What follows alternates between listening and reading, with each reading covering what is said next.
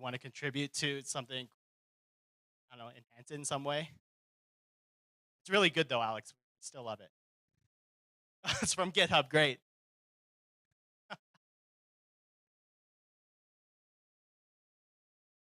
Yeah. PRs are welcome. And then of course, like the users, we want useful apps utilizing the Light Client protocol. So what are those? Be nice to have some minds collaborate on that. What are these apps and what are people building to get us there? So these are the kind of things that we should get a little bit more coordinated on, and we'll try to make more of an active effort to do so to really push this forward. So that's my Twitter up there if you want to get in touch. Actually, I forgot the underscore. There's an underscore there. That will lead you to some other dude that I don't know. Yeah, I lost the NFT on that one. That's it.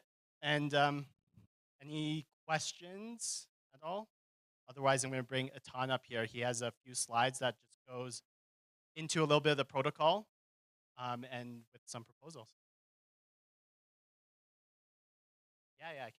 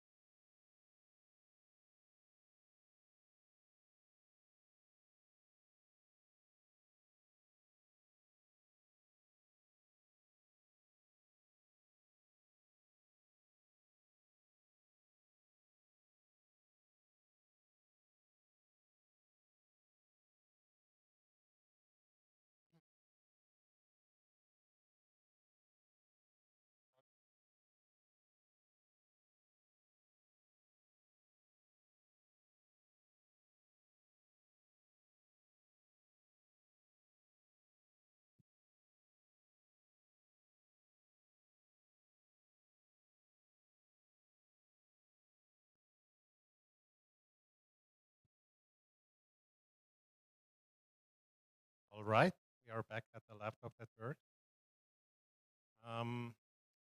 I put a quick recap about how the Light Client protocol works.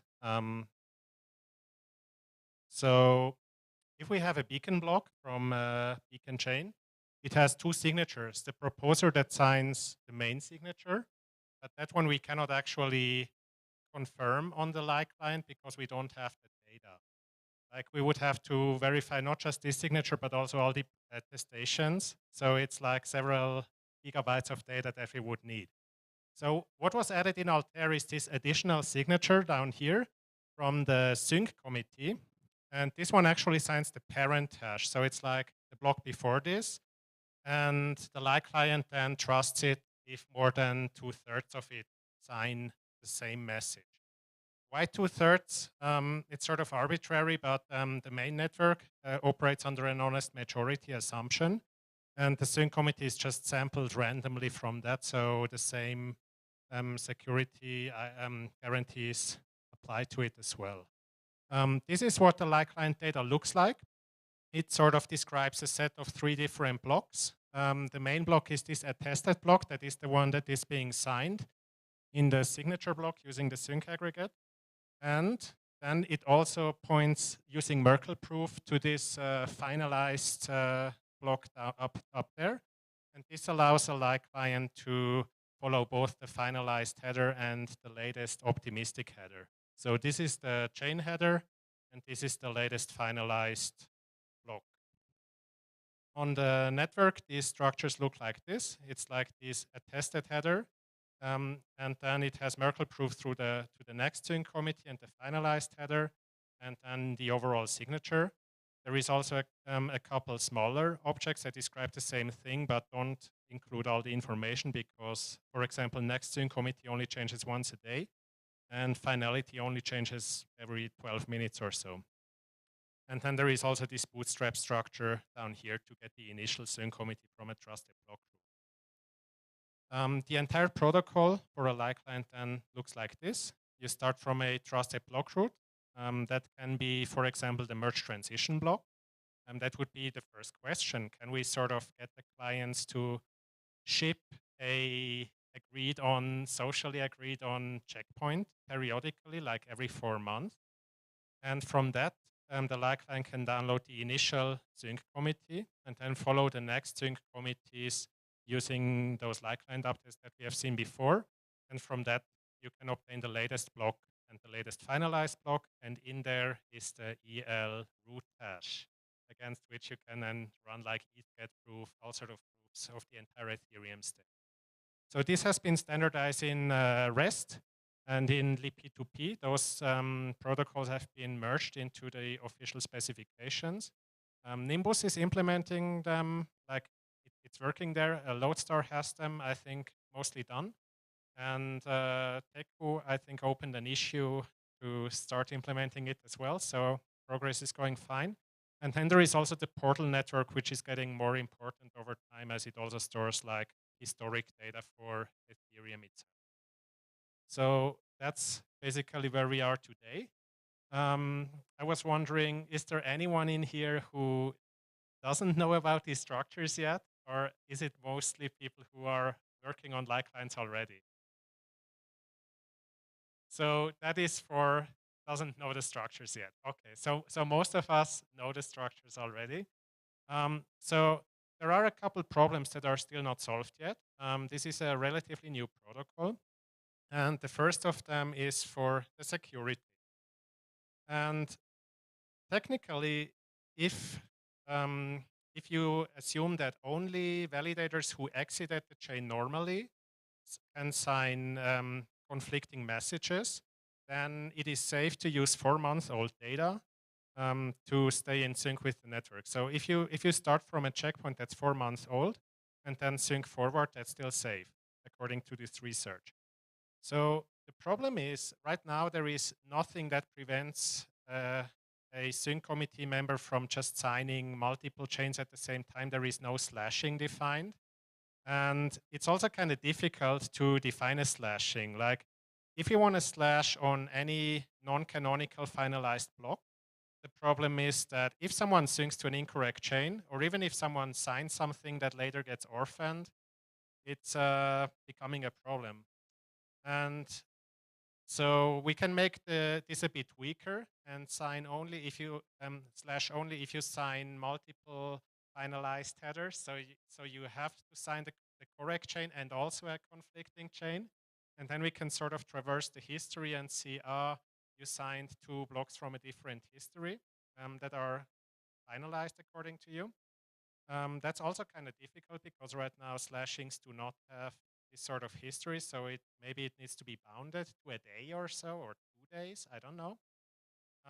But what could work is to slash on signature of conflicting finalized next in committee. So this chain that we had before here, if you can break this, you can basically send someone to an arbitrary chain. And with this slashing, we can at least prevent that. So if someone signs to the correct chain and also signs to a conflicting chain, we can submit Merkle proofs that tell that these are 2 different chains and 2 different next-in committees that are, according to you, finalized. So it's stateless, so to say. Then the next problem is this data structure. It doesn't contain anything about the EL yet, but many use cases for light clients actually want to prove Ethereum data that is part of the state. So we have to embed it somehow in here. And for that, there is a couple use cases. For example, the top one there, fork choice updated. That one is basically, instead of a beacon node, you use a light client to drive your execution layer. Right now, it's not possible because the block cache is not in there, so you still have to download the full block, which is like 2 megabytes per 12 seconds. Then there is also the problem that Geth right now, I don't know about the others, they still require the new payload call. And the new payload call also requires the full block. But I actually talked to Geth yesterday, and they actually only need the block hash, the block number, and the parent block hash. But that's more like it would be very difficult to engineer it the other way, but technically it would be possible to also just start with the EL block hash. And someone else was like mentioning that maybe they need the entire execution layer payload header, like everything instead of except the transactions. Yeah. And then for all the proof endpoints, for example, if you have a wallet and want to prove that you have a certain token balance, you need the EL state root, which is part of the block hash as well. So question here is, how do we want to incorporate this information into those update structures for the light client? I have measured the sizes of those messages. So right now we are at 280 bytes for the most frequent message that is happening on every single slot. If we were to add the full execution payload header, it would basically quadruple in size. It would be a kilobyte. And if we only want to put in the block hash right now, it's still like a doubling of the current size because the EL block hash is rooted quite deep in the block.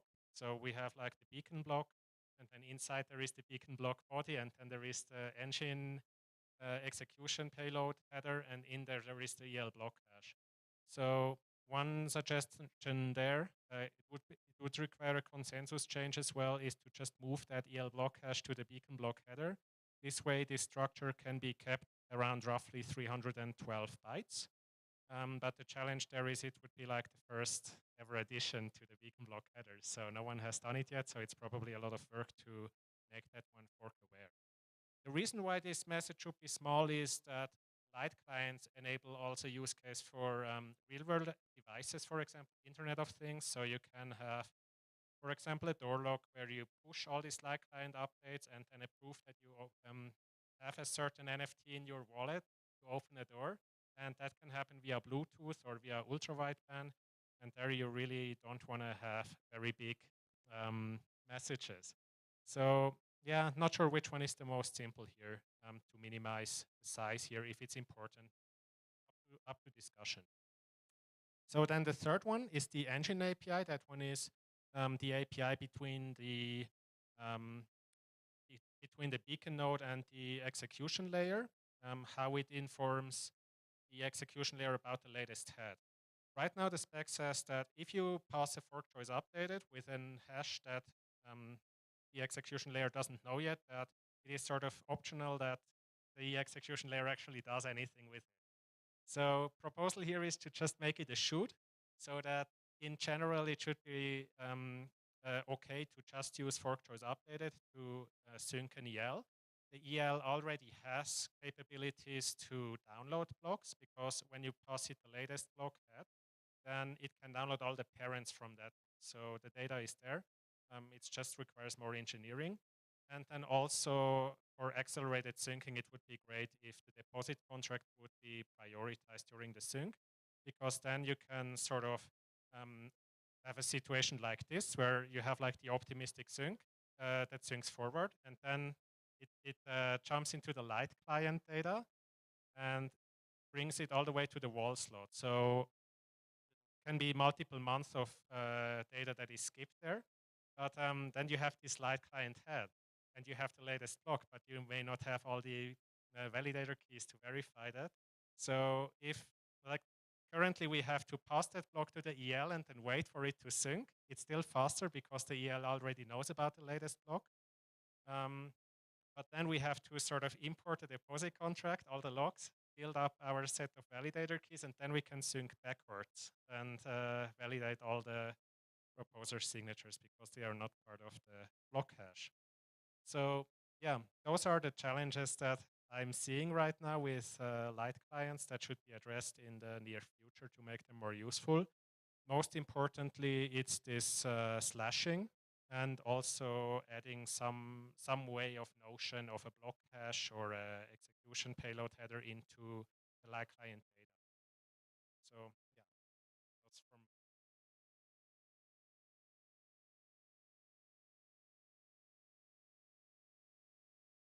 So is there anyone here who wants to do some zero knowledge stuff, like who is working on zero knowledge stuff? Do you want to talk about it? Like light client zero knowledge?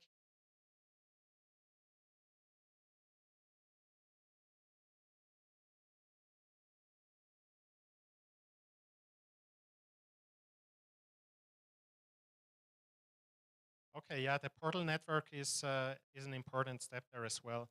Actually, we from Status Nimbus, we have a ongoing project where we try to make a zero knowledge proof, so you can get from any point to any point in constant time. And we actually have something that's working using a recursive circuit. But yeah, not sure about the details. I mean, the problem is, complexity-wise, you still have to validate something of the complexity of a BLS signature, like the pairing is still there. So for the embedded use case, you don't really save time there. But apparently the proofs are quite small in size. I don't know the details there. Phil, maybe? Or who is next? Alex? Hey, thank you, Phil and Eton. I don't think I have too much more to say. I think now, unless somebody wants to just like a lightning talk situation, we can just move to like more just, like smaller self-organized working groups. We kind of did this past events like DevConnect this year. We did like some talks, and then just sort of like self-organized working groups just to get like people in the same place. So we can talk about these issues. Eton had some things that I think are probably some great jumping off points. And yeah, unless there's anything else, I think we can just move into that phase of things. Yeah, thanks. Okay, maybe I'll just let you self-organize. I don't know if it's helpful for me to assign whiteboards, but okay. Um,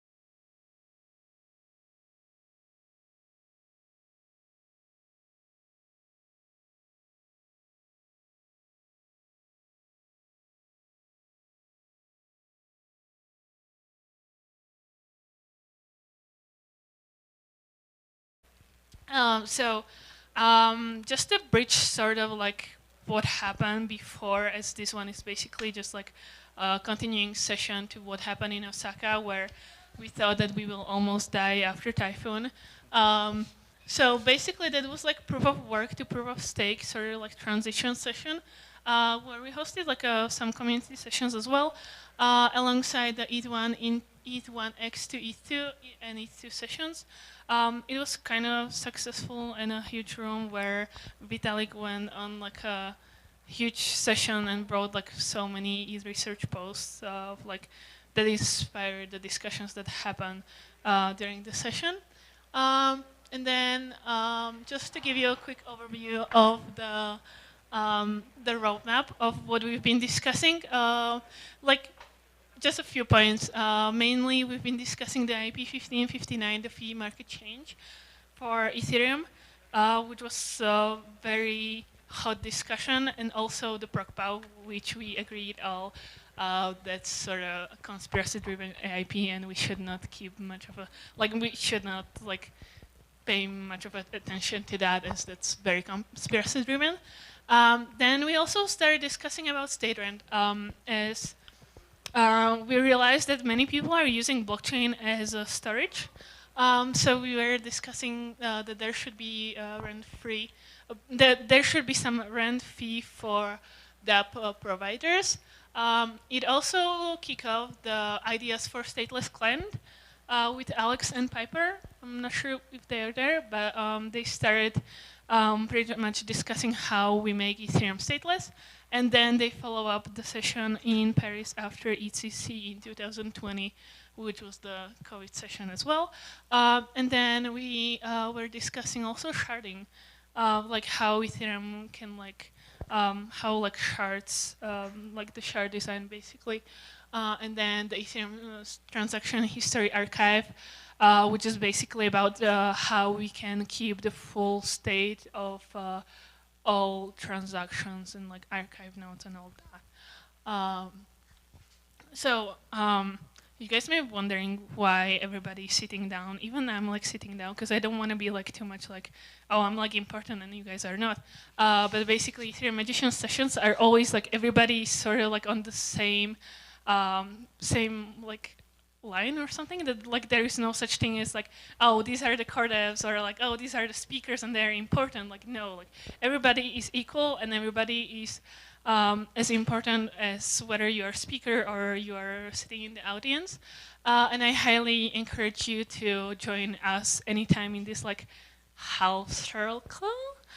So if you have like something to say to this session or like to the topic that is being discussed, feel free to anytime switch like anybody, just like take their seat and be like, hey, like I want to like say something to this, and even grab a mic. And I also encourage you to take some notes or some like ideas that you have. We also have a Marcus, which is like, thank you so much, who is gonna take a notes from this session. And then also, I forgot your name, but there is a guy who is gonna take a note in Spanish. So we are going to have a translated notes from this session as well. And make sure to publish them on Ethereum Magicians Forum. And then I just figured out that this would be a cool quote to like kick off this session, to like make Ethereum more diversified, as I feel like we need more clients to be run in the Ethereum ecosystem, and we should not be just focusing ourselves on the main two clients. And by the way, the QR code, we are going to let the QR code be there, and that's where you can find the slides. And in the slides are many links that what I've been just mentioning during my introduction speech. And that's pretty much it from my side. I'm just going to try to encourage you all to like speak up and like don't be scared. Even the mic, it doesn't bite you, and it's just like our friend. And if you will try to, if you want to like speak up about something, we want you to like make sure that everybody will hear you, basically. And that's pretty much it. I'm excited for this. I'm just giving the word to Tim, and let's kick off. Sweet. Yeah, thanks, Annette, for the intro. Yeah, so I guess on the point of people asking questions and contributing, I do not have near 3 hours of like contents here, right? Like, so like, you know, I have a couple questions to kick things off, but like, this is very much on you. If you will have stuff you want to discuss, this is the place for it. Or we'll be out of here in 50 minutes. But I guess, yeah, there's like 3 things on the slides I think are neat to discuss with the people here. First is just like how the merge went. It was a pretty big piece of work.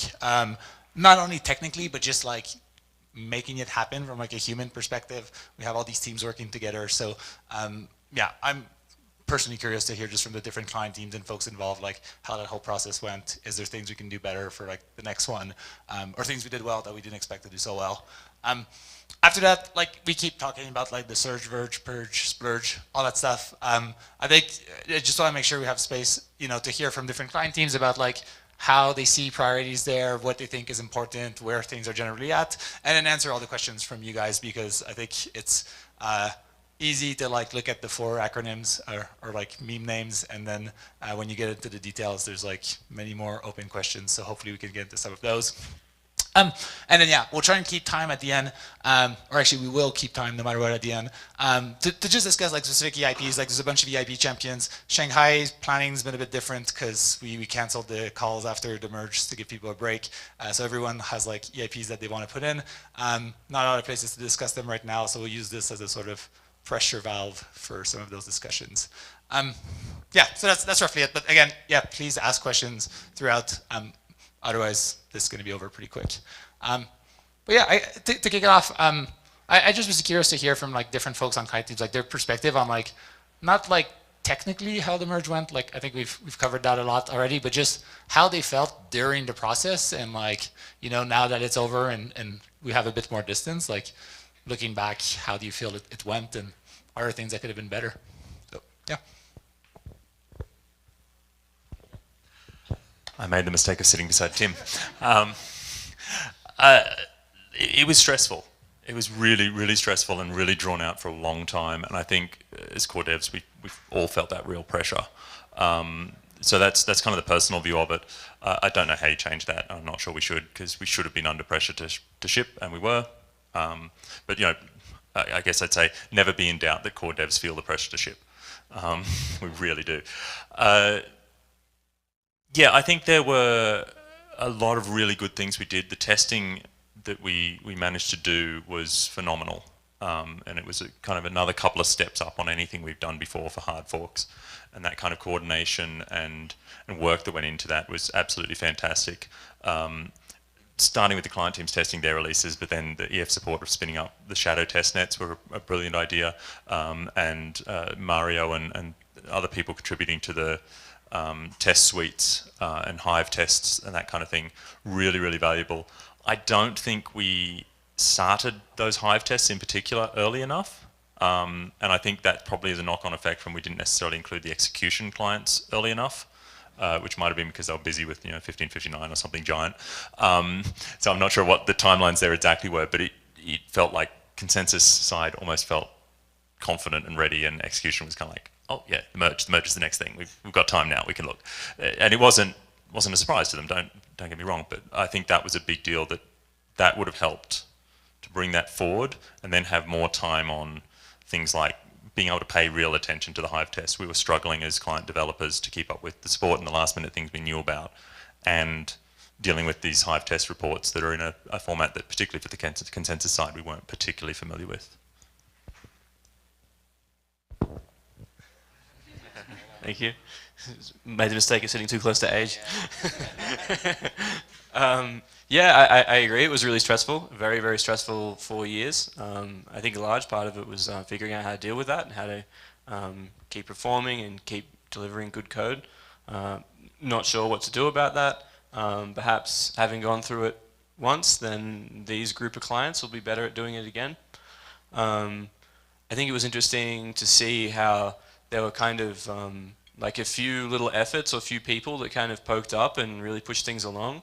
I think Parry was really helpful.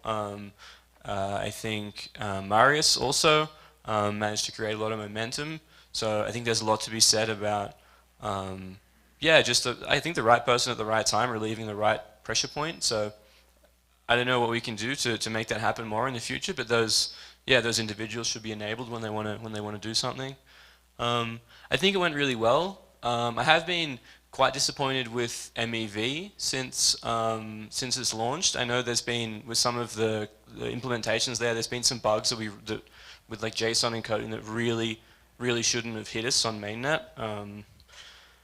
I think it's probably because MEV, like we all kind of realized that that's a thing and it's happening quite close to the merge, didn't quite get enough time to run with it, didn't get enough time for it to be integrated into our setups. I think there's also some catching up that those teams need to do in terms of announcements and comms. So if they have failures with their software, they need to announce it. They need to tell people instantly that there is a problem and it's being looked into, not sit on it for some time and then publish it. I'm not naming names here on purpose because I think it's just useful for everyone to know. So I'd really like to see the folks in there. Same with the builders. If you've got a problem, you really need to be like, you need to have channels to tell people that there is a problem, and you need to, because you're not a critical service as MEV, you just need to get the help.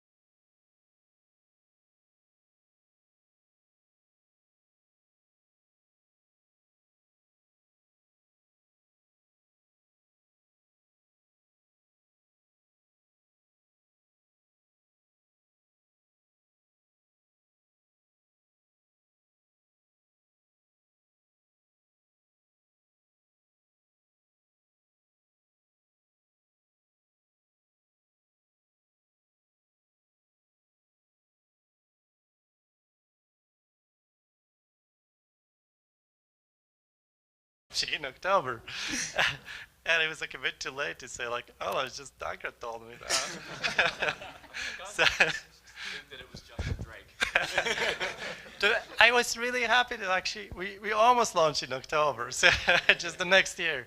But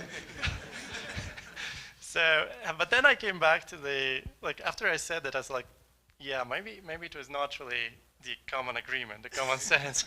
And I came back to the Netherminds team asking everyone, hey, do you think we can do that for October? Like, you think it's possible? At least do I have to go and just like tell everyone, hey, I was wrong? And they said, no, we think it's possible. So I thought, like, okay, yeah. And well, there was a lot of work, but at the same time, I remember thinking on the same day, I think it was good to say it because suddenly all the infrastructure teams started calling everyone and saying, hey, like, we're launching in October, we are totally unprepared, we have to start preparing. And it was needed, like, because we needed node operators to start looking at this. We needed the community to say, okay, there's some date for the first time. So I missed it by a lot, and then in Ampora, yes, I was still very confident because I've seen the things progressing. I've seen the Rayon is hitting very fast, but it was like all those small things that take so much time, really, and the testing and the proper testing and the confidence. And I think when I was a bit pessimistic was around April this year, when we were thinking about MEV Boost and how ready MEV Boost is and how much everybody was prepared for MEV Boost. And I was more stressed at the time about, will we have MEV Boost on time, or will we have to launch without MEV Boost? Because at the time we were thinking of June or May as a launch date for MEV, for the merge. So everything came together around September. I definitely didn't want people to use this difficulty bomb thing as something that would drive the dates. I'm talking to developers, to our team. I feel like there's really no more motivation you can get, or no more pushing or shouting or asking that you could get for delivery on time. So there's absolutely no sense to introduce any other stressor. So the difficulty bomb being moved slightly, I hoped it won't move the merge date, and we didn't. So actually the merge date wasn't moved, and nobody was talking about the block times. But we would talk about the block times if it didn't happen. Nice. Yeah, more folks on that other side of the room. Share something. Yeah. I wanted to share, I guess, a different aspect of the merge. So we are like one of the minority clients, Besu team, and one thing I would have done differently was preparing for people, choosing client diversity, getting ready for them. Didn't realize, I think it was around like 2-3 weeks before the merge timeline. We saw a huge amount of people, thanks to a lot of solo stakers coming through Discord, asking tons of questions, and I think the maintainers were super busy with trying to get the final release out. Didn't get to really respond to a lot of them. So I think that's something that if we had to go through the merge, not really, but if we had to go through it again, definitely would do that differently to be ready for community support. How do we get this new users coming through this ecosystem? Like, how can we support that better? But honestly, it's definitely a hard challenge because as maintainers, like, you're really deep in the weeds of like really trying to get the code out. On top of that, trying to support tons of users coming through is it's really challenging. But thanks to a lot of the contributors who also chimed in and asked, answering a lot of other people's questions on how to set up their validators and all that. So yeah, it's definitely a community effort. It's not just the maintainers, all core devs. So thank you for those solo stakers coming in and asking questions and really improving the client diversity, and also other contributors supporting each other. So yeah, thank you for that. I guess one last comment is, please don't threaten us, minority clients, by saying, oh, we're gonna go to Geth. I think that's like a stab in your like heart and twisting it. So yeah, thank you. Hello. Okay. So I wanna double down on Paul. So I'm from Prism, and so from my team's perspective, merge has always just been consensus, execution, and engineering API, and boom, done, right? And then, like, I guess, like, just a month before the merge, we learned, okay, there's this MEV stuff we have to work on now, and then there's this MEV boost, and there's this relayer, this builder, so we just keep adding more and more actors to the picture. And then even a few weeks before the merge, right, there was this Tornado Cash, this like OFetch stuff, and then Flashbots were the only relayer. So our team had this big internal discussion. It's okay, should we drop the support right now? Like what should we do if Flashbot was the only relayer and they are censoring transaction, right? Even though MVB Boost is a neutral piece of software, but Flashbot is the only relayer, then as a client team, we are indirectly supporting censorship. And of course, I'm not happy with that. This is not what we're here for, right? So I think like we learned a lot. I learned a lot. It's just like if today relayers are producing 50% of the blocks on the mainnet, are they considered as layer one, right? And I'm really happy to see there's more and more like relayers, flashbots. They're joining the Oracle Devcon. They're starting to participate more on just layer one roadmap, like architecture and stuff like that. So I do think like we do have to work with them and they have to work with us together to basically push the space forward. Yeah, good points by Terrence. I think it's worth saying as well that I think even though we did have some problems with MEV and I was pretty harsh on them before, I think we did come out of it in a better spot than we were before. There's no like MEV geth now, and Flashbots were really happy to relinquish that control, which was really cool. And MEV Boost is something that can be implemented by other people, and even as it stands, it works with other relays. So I think we really opened up the world to MEV, and although we didn't solve it and we're still not in a great spot, I think we ended up in a better spot, and I think Flashbots have done some good stuff towards that as well. Yeah, the circuit breaker was good as well, yeah, so now there's the consensus client can detect when the chain is unhealthy and then just disable MEV. So that's something that we couldn't really do before in MEV geth. With the like MEV boot, Flashbots could have implemented it, but you know, it's a lot of work for them. So yeah, now there's a lot more control from the consensus clients at least into what's going on with MEV, and I think that's a really good place to be in. Do they still run MEV geth if they're relayers? I don't know, actually. It's a good question. I kind of wasn't thinking about that, but yeah, because I think like for the most part, most people who are running validators, they're just getting blocks from either the builder or the relayer. Somebody has to run something that looks like geth that's taking the searcher bundles together and putting them into a block format. Yeah, I guess what's happening, if that's still the case, it's not ideal, but I guess what's better now is that every one of those gets produced is now verified by not that thing before it's published on the network. Right. Yeah, and I guess like from my perspective, the whole situation with MEV was very interesting because MEV has been around for several years now, and we've kind of seen through the DeFi summer and the NFT summer these crazy numbers about how much MEV there is in blocks. And from my perspective I was thinking, there's so much money in this industry, like the solutions are just going to appear and they're going to be really robust and they're going to work. And then it turns out that it's 6-7 months before we were really projecting for the merge to happen, we're starting to realize that the solutions that we as core developers feel need to exist weren't in the place that we felt that they needed to be, and so we started trying to like help accelerate that path. And the way that it turned out, I think like it's better than it could have been.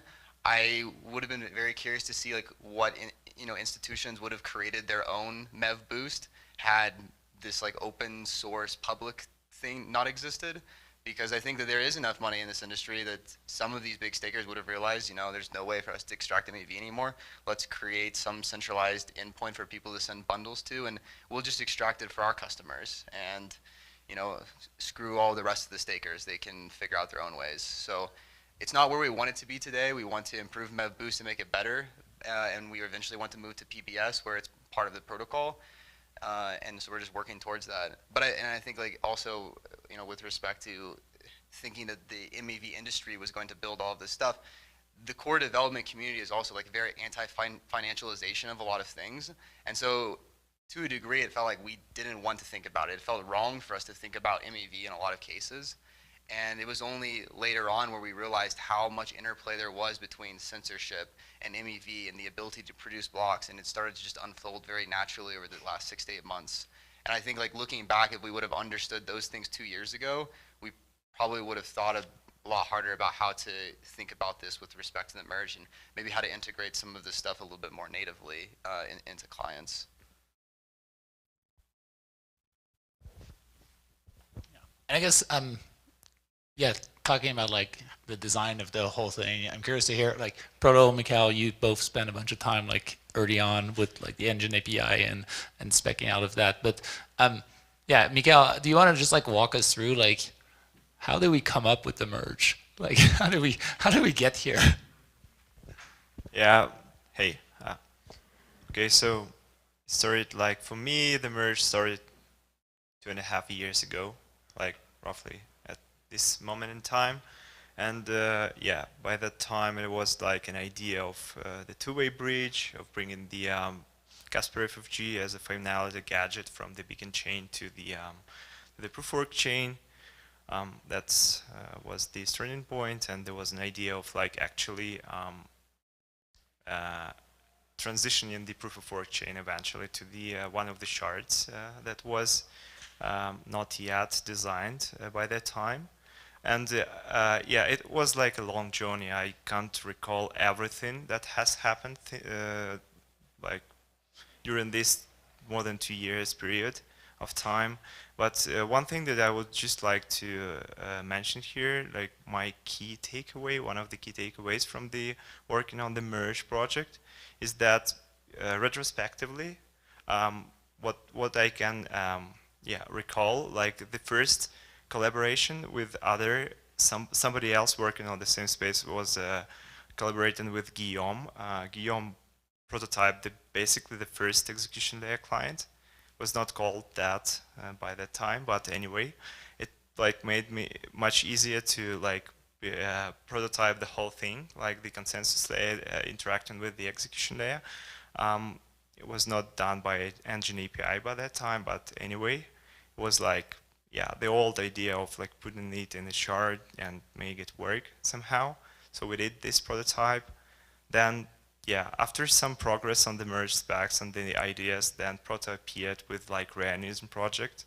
So just, you know, forced us to make the first version of engine API.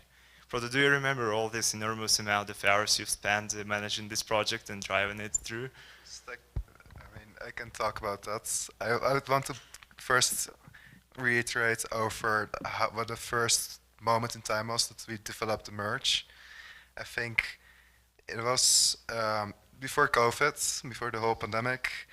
I think in like SBC there were still discussions about EWASM, but then less than a month later in Paris during EVONX, discussions afterwards, EWASM, or like the idea of execution shards, was basically over, done for.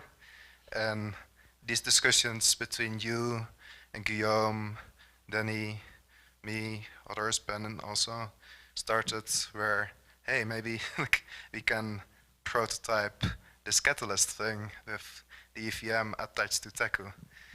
And yeah, like, that was kind of cool.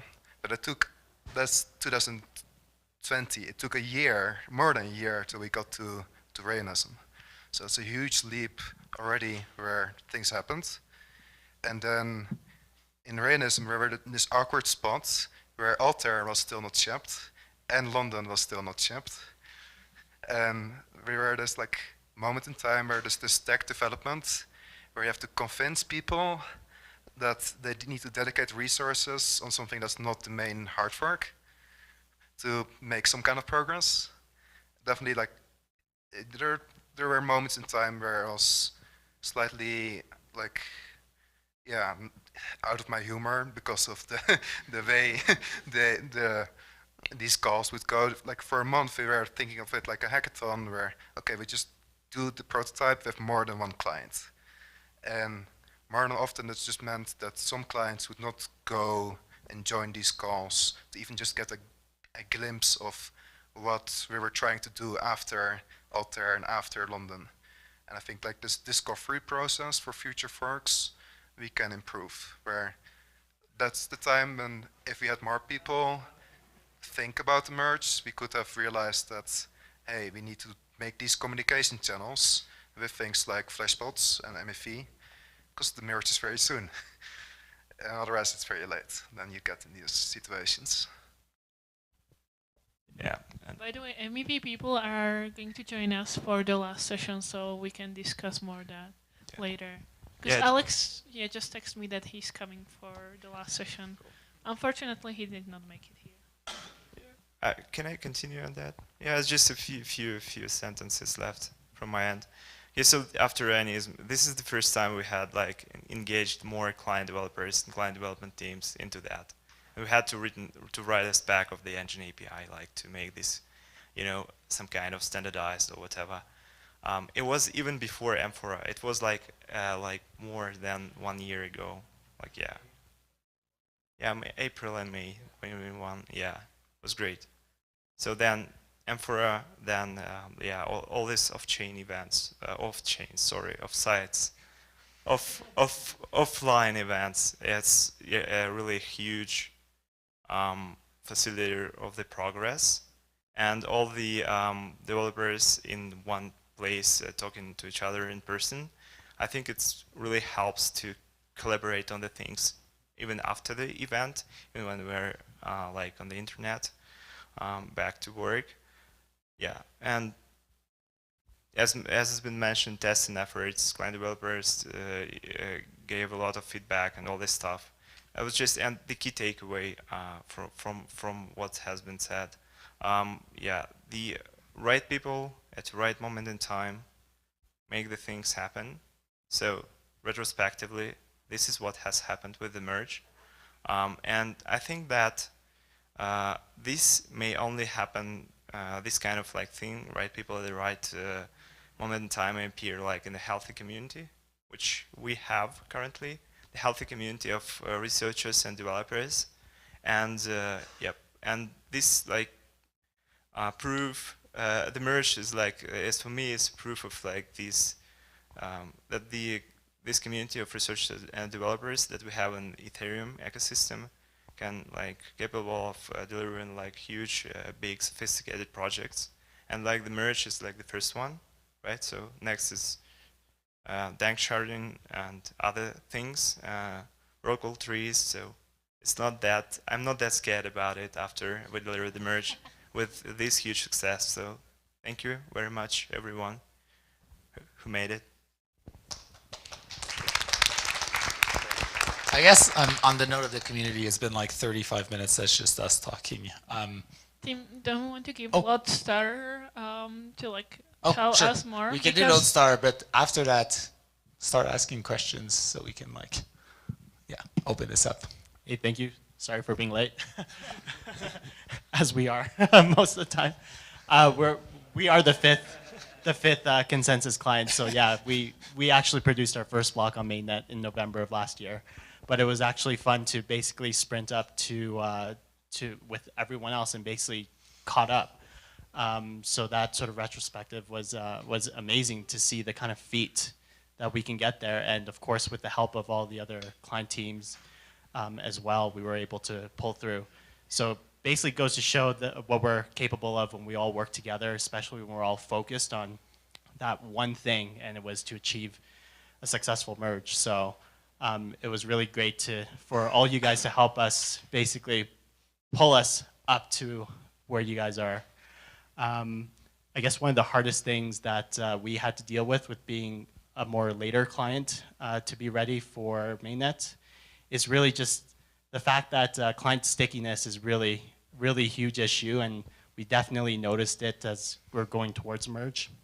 People tended to not necessarily want to experiment with a new client going up to something as critical as the merge, so we found that to be quite difficult, even though we tried our best to sort of make it easier for people. Like one of the best examples would have been our Lodestar quick scripts that we use, which is basically like a one-line command for people to start up Lodestar with any of the EL clients. But didn't see as much traction with that as we'd like to. But now that we're pretty much caught up, going into withdrawals, Shanghai, dank sharding, hoping to see much more adoption with that. And yeah, we definitely can't do it without the help of all of our collective minds together. So really our retrospective is if you are an up-and-coming client, we're all here to help you. Nice. Yeah. So we've just shared kind of as mostly core devs and researchers, our retrospectives on the merge. So my question to everyone out in the community is, what's it been like? Like, what's your retrospective on how the merge has gone? How has it been as a validator? How has it been as a dApp developer and those kinds of things? Someone's got to start. Just give someone a mic. Yeah. Thank you. Hi, I'm not a dev. It was crazy because in Mexico, I'm trying to teach people what Ethereum is making, what people like you are building, are creating. And it's hard because all the terminology is very hard to understand, and the devs, they don't teach people what you are doing. And guys like me that are nerds reading all the stuff, it's very hard to keep a good channel. But I think it's day to day, it's improving life. For example, when I start to make the threads about all core devs in Spanish, Skylar came to me and said, "Hey guy, nice what you are doing." Then Team Baco start to share my post, so thank you to everyone for all this. I don't know, I feel like very nervous because I think that I am with a very, very smart guys, people, and it's like crazy, but that night I was with the Eat Latin community speaking about the merge, what is going to do. Everybody was very, very hyped. Then we saw the panda and was, okay, it's done, let's go to sleep. so great job, guys, great job. And thank you to everyone who's doing those translations and helping with that education. We can't keep up with all of it, and it is a community effort. It's really brilliant. This might be like a random question, but can we have more documentation resources for future core developers? Because I've looked around and it's very hard to find, and I myself would like to volunteer to take that task and would love to create a documentation, tutorials, and roadmaps, because I really want to work on that, but it's very hard to find like a clear path to become a core developer. Okay, this is a great time to give a shout out because Mario just came and he is actually one of the people who leads the fellowship program for core devs, internship program for thank you. core devs. Have you heard about a protocol fellowship? It's exactly answer to your question. Oh, you were. I'm sorry about that, but you can still participate. So this is the thing. So like, Ethereum Protocol Fellowship is kind of an internship program where anybody can come and start working on a project, and in a way that it provides sort of mentorship from many of folks who are sitting here and other core devs, and there are also resources. So if with the whole like fellowship is coordinated via a repository on GitHub where there is also suggested reading. There are few things I put together, but I agree it's not easy. It's a high wall that you have to go through. But so I believe that this might make it easier. So there is a lot of things to dive into, and the reading in the repo can help you to look into what makes you what you're interested in, and then you can just start contributing because the calls and everything even if you were not accepted, it's still open. You can join. If you are not accepted, you just don't get a stipend. But you can still come, and if you work on a project and over a few weeks we see that you have valuable output, we can still give you the stipend as well. But it's fully permissionless. You can come to the calls, propose idea that you want. There are calls where you can propose idea in an issue similar to ACD that I would like to discuss this, and we'll invite some of the mentors to help you with that, give you some guidance. So yeah, hopefully it can help. And if not that, then Nethermind has an internship program as well, and we have like one of our projects is also core development as well, where we are very happy to guide you over as well. Yeah, we are always hiring new interns, so I don't know. Yeah, so this is like sort of like should be your base layer for where to find more core devs related, or like how to be a core dev. Although that was kind of controversial, where I think Lane or Amin, yeah, Amin was like, who is a core dev? So. Can I be a core dev? who is a core dev. Yeah, who else? I just wanted to ask, will there ever be a hackathon for this sort of thing? Maybe like a 3-day thing, event where people can work on funny stuff? We should do that. Because Christoph wanted to do one in like Nethermind hackathon. But it was supposed to be internal, but I'm very happy to take this over and do sort of like a core dev hackathon. And I mean, Mario should definitely collaborate on that. If Thomas is okay with that, because he's like my boss right now. Because I'm leading the internship program, so.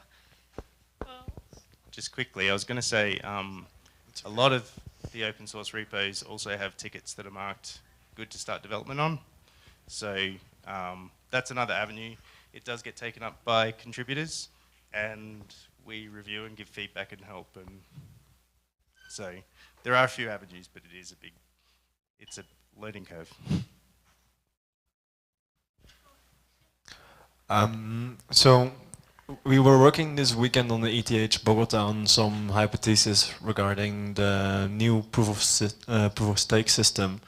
And one question we really couldn't get answered was, now with the new proof of stake system, is how the blocks get built. Is it still purely an economical incentive, as where they choose the highest fees for or the highest prices to include in the blocks? Or are there still other incentives included as there's an increased risk of slashing? So the block building doesn't really lead to the slashing risks. Slashing risks are only related to the double signing, like signing 2 different blocks or attesting to 2 different blocks, or proposing 2 conflicting blocks or attesting to conflicting blocks. So it should be economical incentive. It should be aligned incentive, something that is very natural. So the block builder is looking for the payout and collects the transactions that are paying the most. Plus, there might be any not clearly economical, not financial, but still quantifiable benefits.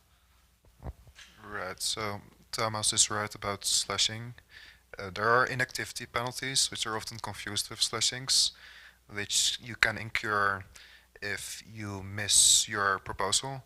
And for example, if the latency is very high because you're using an external block builder service.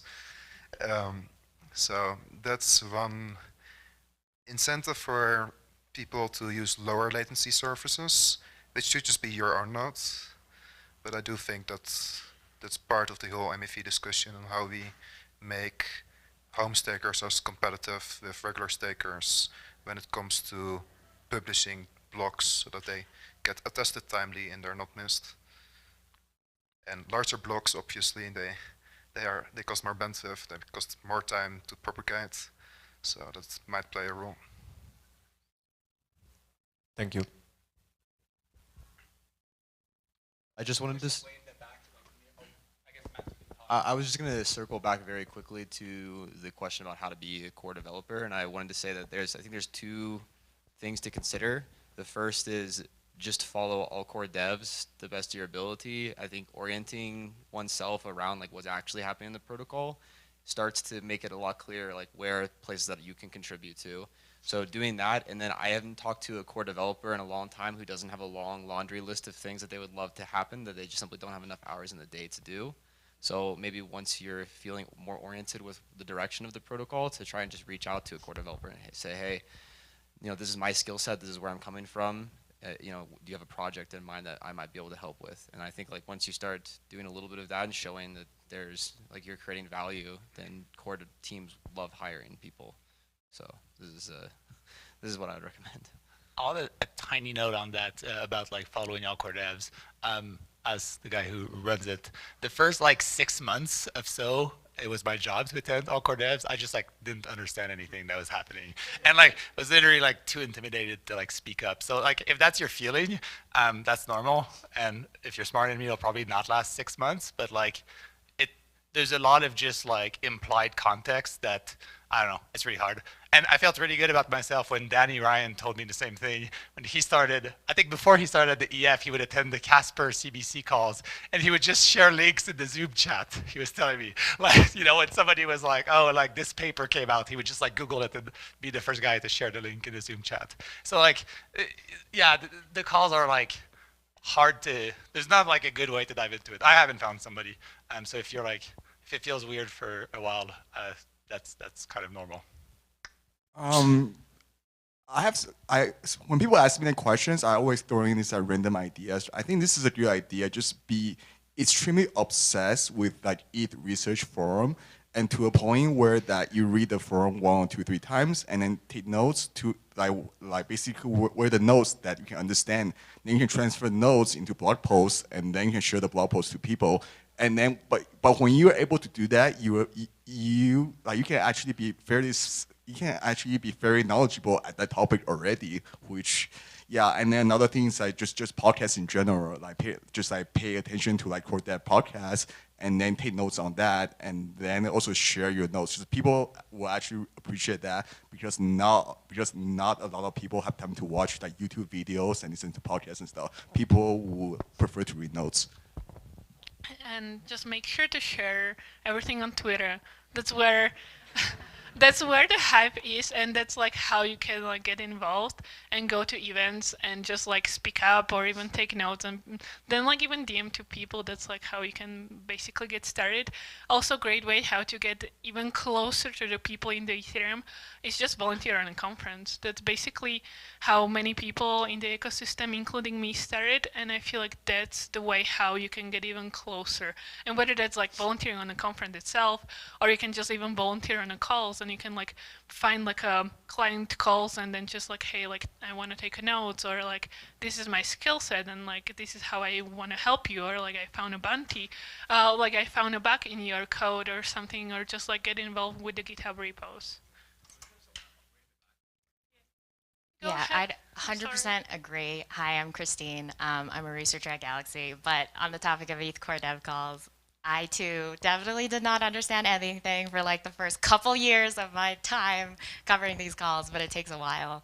I think one thing that I thought was really interesting about covering the merge and being on these, like watching through live stream over the years that it took to kind of like get the merge going, is how over time, like the process for figuring out what goes into the merge and who gets to build clients for the merge increasingly become like a smaller and smaller and smaller team. So like in the beginning, there's this article on CoinDesk talking about like how there's like 8 or 9 different client teams like trying to build for the merge, but a lot of them dropped off once like, I think there was a point in which like the repo for how Ethereum's consensus was going to happen got like totally overturned, and that made a lot of client teams mad, and so then it like shrank down to 4. And I think the closer like the client teams got to the merge, it was very clear that like there wasn't like really much more discussion to be had from like just anybody. So like when the Discord channel was like privatized, like basically like no one talked because we really have to focus on the merge right now. And when there started to become like differences of like client teams' readiness for the merge, so like some client teams were more ready than others, had more features ready than others. I think the differences between like preparation and resources for each client teams got a lot clearer like the closer it came to the merge. So I think like moving forward and looking ahead to some of the other bigger upgrades, I guess like I wanted to know your guys' thoughts on how to like, on basically what the new process is going to be for EIPs and stuff. Because like for the ETH core dev calls for the last couple months, it's been clear that it's just the merge. But now like there's going to be so much to discuss, so much about Ethereum's roadmap.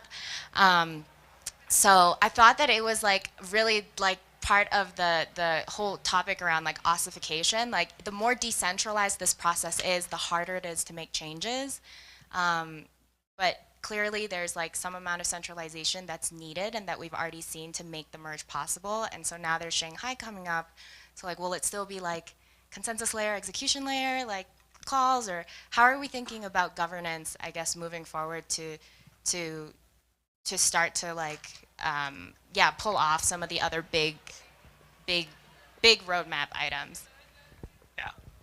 Wow, there's a lot to unpack in there. I think really short answer is like slowly iterating from what we have. Like I think just like the merge itself was kind of a feat of governance to some extent to get like 9 client teams to work together and agree on like agreeing on the big stuff was easy for the merge. I think everybody wanted to do it. Like all the tiny things, I don't know, I have Layla's valid hash like burnt into my head from typing it in the Core Devs agenda. Like it's just like this 1,000 tiny things where it's like the coordination was really hard. I think the other thing is like, and we're about to get into this, it's like balancing like large protocol changes, so something like the merge, something like sharding, something like stateless, with like smaller things that like bring a lot of value as well. I think this is where most of the tension probably arises, like different prioritizations there. I think, so I'm curious to hear from Dankrad out there. Dankrad, you have like some like more radical views about the process than me, so yeah, and you haven't spoken so far, so I think this is a good cue for you. I mean, that's a big jump, but yeah, I mean, my view on all core devs, I think the big thing that I feel is missing and that I want to see is representation of like Ethereum's users and the whole community, rather than it mostly being focused around one side of Ethereum, which is the development. And I think that's a big thing, and we would see very interesting and different proposals if we had more voices like that on the core. Also, the IIP process is being it's being improved over time, and right now what not we, but the IIP IP group is working on, and alongside with Ethereum cat holders, is pretty much that they are going to like sort of fork or like separate the core IIPs from the other ERCs and like other different AIPs, and then eventually, what's up? Okay. You were just saying yes. That's great. Yeah, but like I remember, like we've been talking with like Tim and some other, even like Hudson. I think you were there in the group, where we wanted to separate ERCs from the EIPs. Oh, Jesus! I mean, also Hudson, we did not use the stage because we want to like be everybody on the same. Okay. Thank you. So pretty much we wanted to separate ERCs from EIPs, but then what ended up happening is that we ended up sort of separating core EIPs from the rest of the EIPs. That's exactly right, and there's been years and years of debate over whether to separate EIPs from ERCs, and a lot of it, the biggest problem I'm finding looking back is that there wasn't a steward to be an ERC editor. I mean, there are also EIP editors already, but there are like 2 or 3 people at this point. Yeah, and Micah doesn't want to do ERCs anymore. Like, he's been open about that. I mean, yeah, there was like many people that wanted to sort of do it. I was even like one of the people that wanted to like do it myself on behalf of magicians, but then like I don't know. It kind of fizzled. Yeah, there was Yeah. like miscommunication. There was like a lot of different problems. But either way, I'm glad that it's getting separated now. That's going to make things less confusing when people talk about EIPs. And especially as Ethereum is POS. Because back in like, I think we had this discussion at like with Marius, right, at the Amsterdam, where we started talking about how the EIP process will gonna look like, and that was like April this year. And all I basically pretty much got as answer was that it will be consensus driven.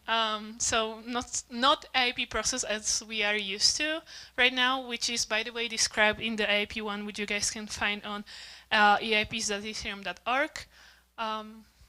Yeah, guys, one more quick thing on the EIPs. I guess it's like worth separating like the tools from the process. Like sure, you know, like we can split out the ERCs, and I'm very bullish on like executable specs for the execution. Like there's a bunch of like mechanical changes we can do to the process, and I think they'll be better. But that's different from like how do we actually come to consensus on the thing? Like whether it's an EIP or the yellow paper or like a consensus spec PR, you know, that's just like a marginal difference. I think that So one thing I actually really don't like about all core devs is that it's calls. And the reason for that is like calls are hard because they optimize for a bunch of weird things. So like they optimize for people who are awake at the time, who are like good English speakers, who like are very like eloquent and like can like think on their feet and like respond live during the call. And I think this, and also they're like not very scalable. We can't have like 90 people on a call.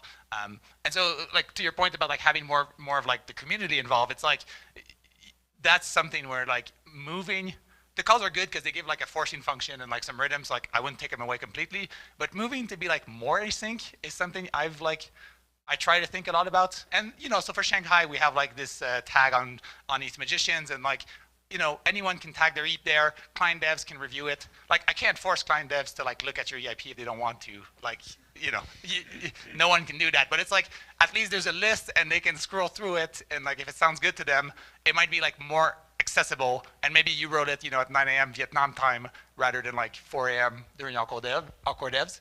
So yeah, I think more async is like one actual thing we can do to make the process more open. Yeah.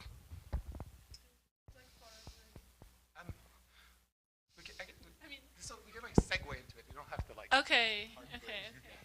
Sorry. Yeah. What's the next topic?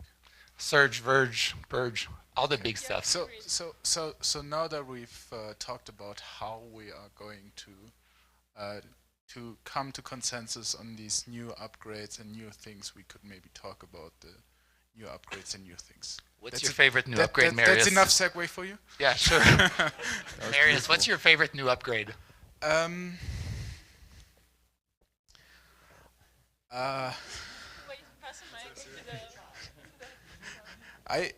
like 4844. That's pretty nice.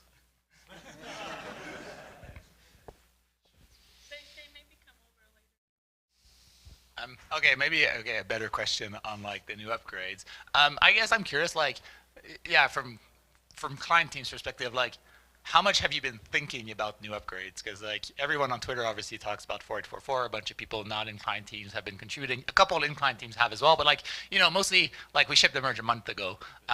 You know, like it's not a lot of time. So yeah, how are you all thinking about like what's next, or are you trying to not think about it as much as possible and, you know, decompress from the merge? Yeah, so I kind of think our main responsibility is our users right now. And we have a bunch of upgrades coming up that, oh yeah, okay, hi. We have a, so for Geth, at least from my perspective for Geth, it's the most important thing is the current network. And it's not the future, and it's not it wasn't the merge, and we want to make sure that the current network runs, and the current network doesn't go down, and it's secure, and it's usable, and it's decentralized, and you can run your own node. So we have a bunch of other things coming up to improve things around the database in Geth, the state, the way we store the state, and so yeah, I'm really excited about those. And because we've been kind of focusing on those, we haven't focused too much on the upcoming EIPs. Okay. Like in general, the team. I personally also like I started implementing 4844 in Lighthouse. Woo! Wrong client, but it was a learning experience, and I also worked a bit on the KZG ceremony because that was just interesting to me. I think Geth is in a fortunate position that we have a lot of outside contributions. So people actually, if they propose an EIP, they usually implement it in Geth, and so when like the fork time rolls around and we have to have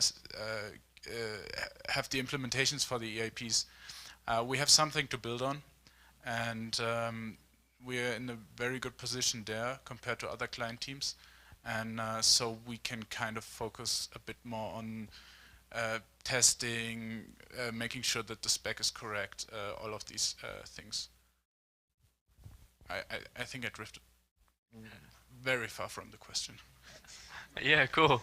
How we feel about upgrades? I think we're generally keen. I think definitely keen for withdrawals, which Mark is working on. I kind of feel like the merge is not really finished until we have them in. We kind of have a bit of an outstanding promise that we're yet to fulfill to the stakers. So definitely keen to get that one in without even saying like, you know, what do you want to do after the merge? Because it's not really after the merge for me until we've done that. Yeah, so keen to work on that, keen to get that in soon. Definitely keen to get 4844 in. I think that looks really cool. Personally, not super keen to rush it. I think it'd be nice to have a bit of time, like Marius was saying, to kind of watch the network, breathe. Yeah, so definitely keen for upgrades. Sorry?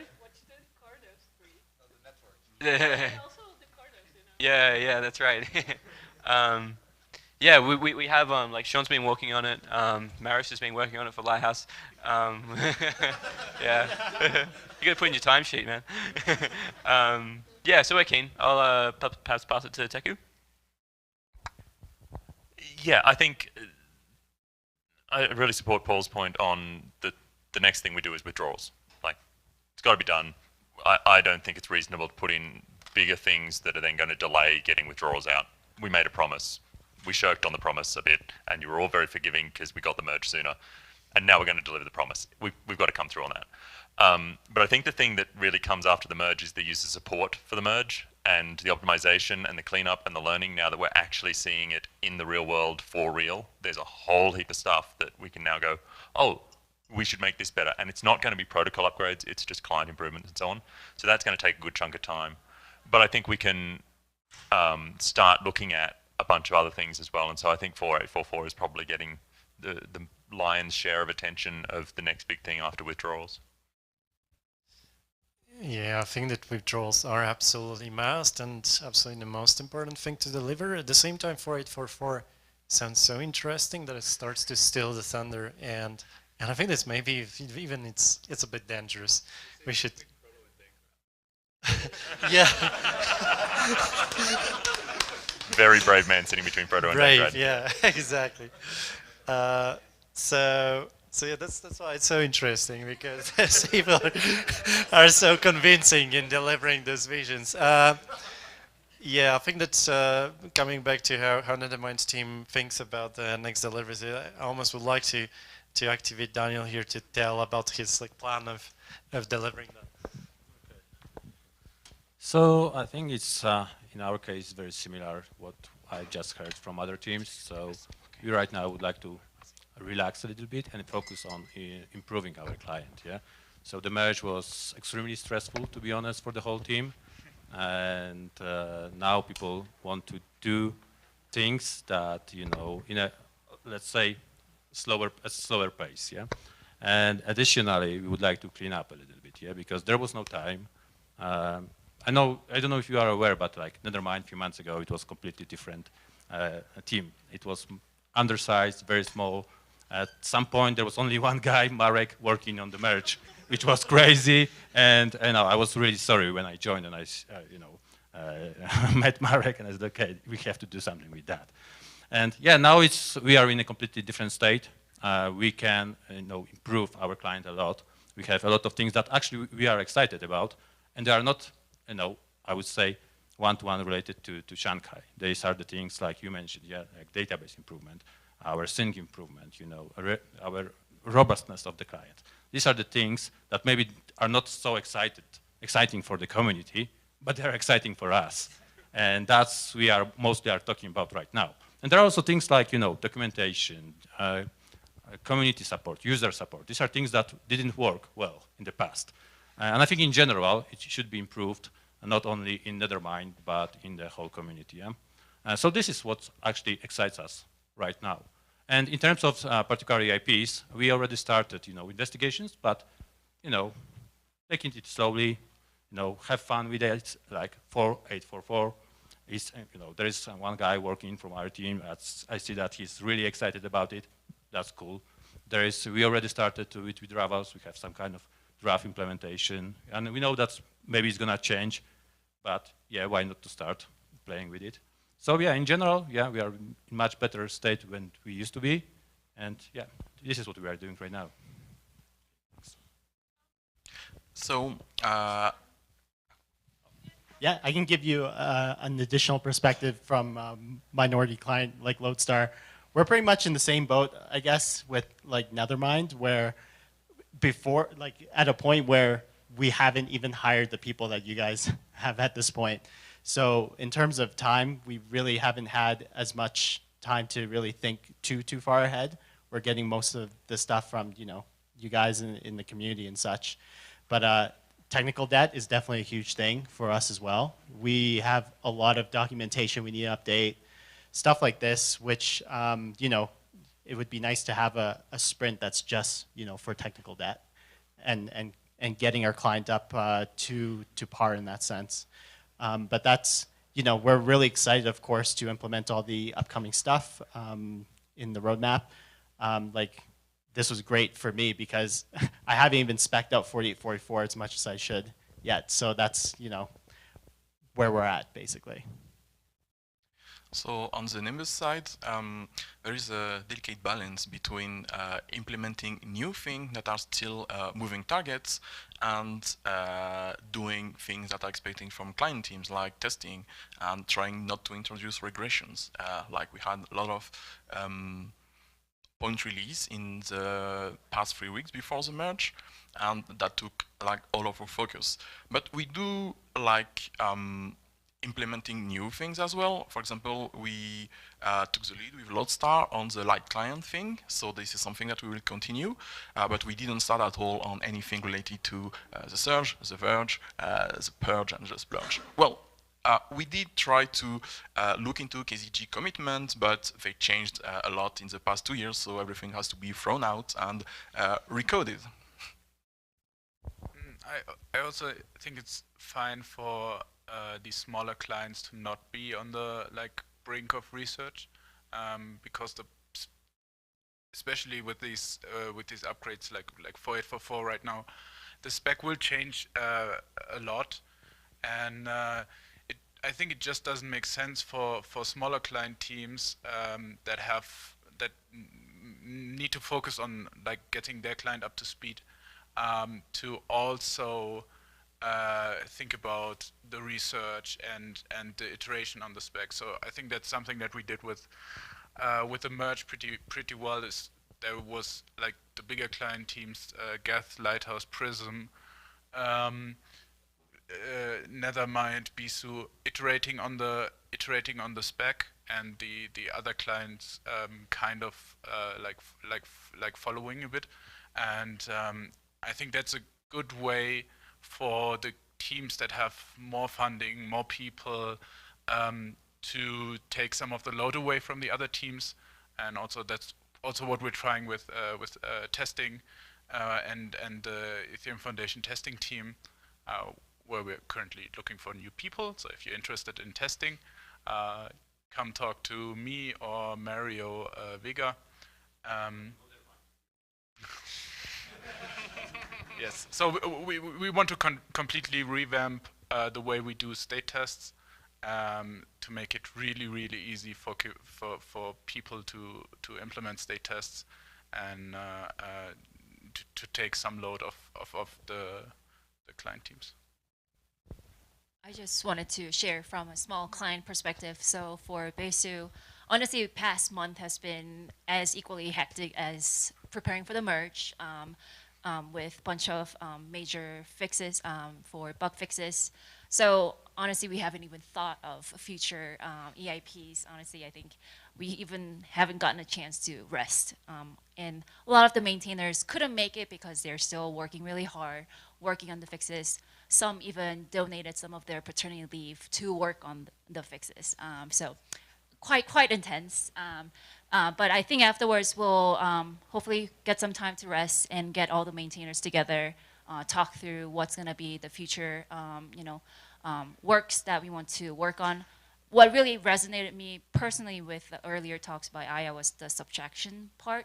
So I'm hoping that as maintainers we get to see which part of our code base could we actually subtract. I think we're still talking about what EIPs are we going to add and add and add to our code base, but I think there's going to be some like future, tech debt from the past to clear out, to modularize the product itself. And so looking into a lot of, I would say, client improvement is currently where I see maintainers are talking a lot about, but yeah, definitely would have to come talk about EIPs, yeah.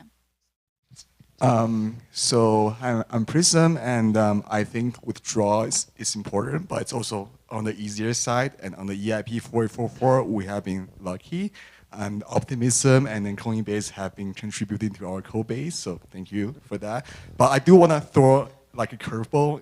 I think like censorship resistance is equally as important as 4844 and withdrawal. I just look at MEV watch info, and 47% of the blocks are under OFAC compliance right now. So 47% of the blocks on mainnet all have some sort of censorship resistance built into it, right? So I do think like there's something like before full PBS, there's definitely something that we can do to make it better. We do have some hybrid PBS we can do. We can leverage the builder API. We can iterate very fast. We can have some math boost, CR this type of thing. And Vitali's latest research post does point us to some nice direction. And Bernard B also has a nice research post as well. So I'm very excited for that. And I definitely want to prioritize right now. I'm very sympathetic to teams who talk about wanting time to work on their client and handle their technical backload. And I thought that 4844 and withdrawals was a really good example of, they both kind of individually look like, okay, we've got kind of an idea of how these two things are going to work. And then putting them in the same fork actually does increase complexity for minor technical reasons. I guess we're talking about switching the forking based on a block number to based on timestamp. And the more places that you have to change in the code base, the more work that's going to be, right? So 4844 introduces a new transaction type, which means more places that this forking based on timestamp has to happen, for example. So just an interesting place of seeing why you might get pushback on, hey, let's only do one major thing in this next fork instead of two, and leave room for maintenance. So just as an example for this, I actually implemented the forking based on timestamps for Shanghai, which was like a 20-line change, and I looked into doing the same thing for withdrawals, not for Shanghai. And I looked into doing the same thing for 4844, and it would be like 70 different files that I would need to touch just for changing the way we verify the signatures and the signer. So it's individually it's okay, but together it creates even more complexity. I feel like we've heard a lot of clients say that they feel that they could spend some time cleaning things up in their code base, improving things in their code base. And I'm just curious to hear from Tim and from other clients, like, how should we think about this in respect to the roadmap and all the things we want to do? Because it seems like we're consistently saying we need to ship withdrawals yesterday, we need to ship 4844 3 months ago, Verkle trees, all of these things, and it's not clear to me how to do that and balance and maintaining clients for the long term. So, well, when we say that we want to slow down, at the same time I think that Nethermind is ready to think like a big client, like the one that is that is leading the effort on the exploration. So by the fact that we have the large team, we can both keep cleaning the technical debt, but also participate in the research and prototyping. So we've heard that from Mikhail talking about. Is Mikhail still there? No. Okay. So he was talking how much it was helpful to have the prototype from Guillaume, right? And how much Marius's experimentations were pushing things forward. So you have those excited people like Alexei now and Nethermind, and they want to explore, they want to experiment, and this should help everyone to push things forward. And these deliveries are critical, and they're still time critical. I'll be doing that in parallel, even if the feel will be, we change this style, that we do that a bit more mature way. I think that maturity will come also from the learning from the merge and from the team being larger. So I think on average the teams grew by like 2 to 3 times in the last 2 years on many of the clients' teams, which means that we should be able to ship faster than in the past. And when we look at the last 2 years comparing to the 2018-19, we've seen that pace. And there is much more experience with the teams. People delivered so much during the merge, and they are interested in now delivering the things that they wanted to work on the side. And many of those things that they wanted to work on the side are the EIPs, are the items that are interesting, like 4844, right? So this will happen. I think this will happen. But it's also another factor that we need to consider, yeah? But like changing, let's say, 10 lines of code or 17 files 2 years ago was completely different than changing the same amount of files right now. The code base is much bigger, the complexity is much bigger, and sometimes small change requires days or maybe weeks of research, yeah, and testing, especially testing. Yeah, it's something that we need to improve. And so yeah, the teams grew, but at the same time, it takes much. I think it's going to take much time to deliver similar change as the ones in the past. If I can add something, I'll send on the client. Right now, testing is not much, or like the experience with testing is not much better than the experience introducing an EIP. I think we need a better platform to discuss like the bottlenecks of Ethereum, to understand the complexity of syncing of disk I/O and so on. And tools like Hive, they are just as stagnant sometimes as the clients themselves when it comes to making changes or improvements. And maybe we're talking about awkward dev changes. Maybe we should have like a regular breakout for testing. Maybe we should have more of this platform to discuss how we get out of this tech debt into a place where we can be excited about new EIPs. So one thing about Hive is that it's currently maintained by the Geth team, and we're slowly transitioning this over to the testing team. So Mario wrote a lot of Hive tests for the merge, basically all of the Hive tests for the merge. And so, as I said, we're trying to increase, we're trying to ramp up the size of the testing team within the Ethereum Foundation, and that should take some load away. I like that the Ethereum Foundation is helping, but I don't think the right solution is to limit it to one team. No, I agree. So I think as like an open call to anybody, if you are a testing team and like you want to work on this stuff, ping Danny Ryan and he will answer you any hour or day, any minute of any hour of every day about improved testing capacity. And I think, like, I agree, it's like a huge bottleneck. To be fair, I feel like the merge, we did like an amazing job there, like relative to what it was before. Like when we shipped 1559, I was like, not 100% confident. I was like, and then when the merge went live, like I was expecting some operator to mess it up, but not like the network to break. Like it felt like the testing was like super robust. And the challenge I think with shipping all of like this complicated stuff is often not just that it's hard, but it's like it changes the shape of the network. Like it's easy to add a new opcode, right, and write tests for it. Like we have framework for that. And now we have but like if you want to do something like blobs, we don't have like blob testing, right? And so we're going to need to build all that. And then we'll have it, and it'll be easier to like, grow the size of blobs or something. But then when we're gonna want to do, I don't know, like data availability sampling, you need always to build the new testing stuff. And it's kind of hard because like you can't build it in advance because you need to test something. So there's this weird like chicken and egg, but I do think like we were having the same conversation in 2018 in Osaka, and like our capacity was like 25% probably of this. So it's like, I feel we have gotten better. I don't know that it's ever going to feel better doing the work, which is maybe my thing. It's like we just do more.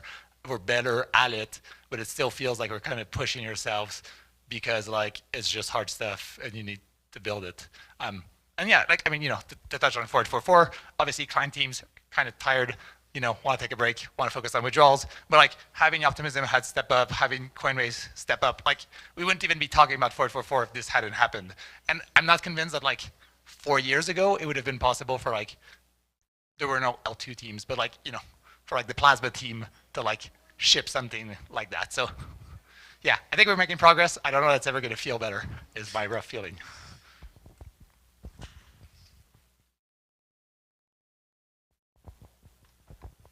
So Adrian from TechU, I just moved from over there. So for context. So I think the other factor that's slightly interesting is there's this real cycle to doing hard forks in that client teams in particular get swamped. It's not really early on. The research team probably gets swamped first, then the client teams get swamped. And then our work is done, and we're kind of waiting on coordination. And there's this lull. And that lull is where we get all of our client optimizations and all the other stuff kind of done. Yeah, so that's real opportunity, and a lot of the community coordination happens there. There's a lot of time it takes to go from the code is ready and done to the code is tested in every possible situation, and we've automated all of that in terms of the cross-client stuff and the level of detail we want for Ethereum. And then the code is actually ready from the community's perspective, and all the tools have updated and so on. And all of those kind of have to happen in sequence. So as long as we don't shoot for a massive hard fork, we can get a little hump of, we can get, say withdrawals done because they're relatively simple, pick up a lull, and then be ready to pick up something big again. So it's not a case of stop the world, it's just managing those cycles. And probably the other factor is that teams go through that kind of cycle as well, that you'll have a great team and you're going well, and then someone will get a better job offer somewhere, and you're kind of, suddenly you've got fewer people on your team, and you're rebuilding with some new people again, and yeah, all the client teams are nodding, we've all done it, it happens on every team from time to time. It just depends where you are in that cycle as to how freaking out you are about the next hard fork as well. I don't know. I was expecting to come and try and like make a pitch for why it's crazy to do more than just withdrawals as a big thing in the first hard fork after the merge, but actually I've not heard a single core dev advocate for that so far. So, but maybe Dan can.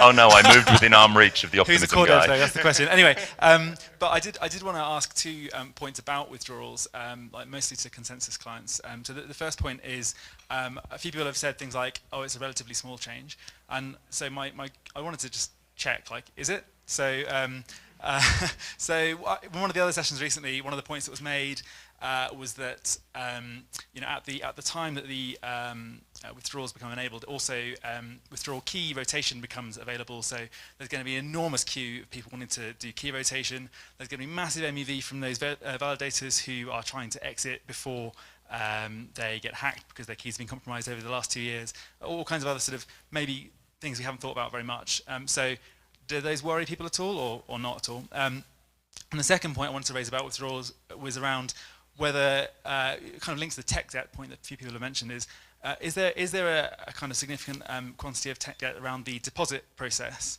So as withdrawals, the proposal that exists is to create a new operation for withdrawals. It's not a transaction, it's a completely separate type of thing. It seems quite natural. You might want to just have a corresponding deposit operation, clean up the deposit contract, deal with the issues like kind of double counting issuance and all this kind of stuff that would make the protocol more understandable for future generations. Is anyone interested in that, or is that for later?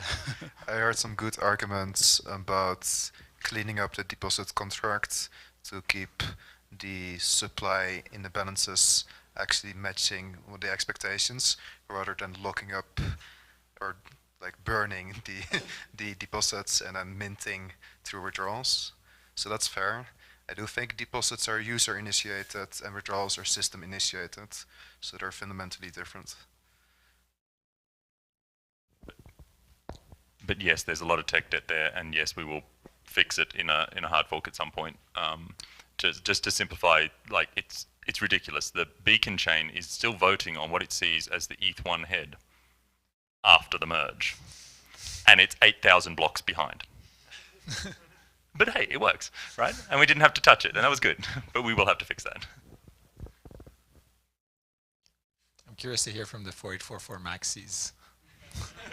So the thing about 4844 is it's this complement to proof of stake in the whole dream of Serenity.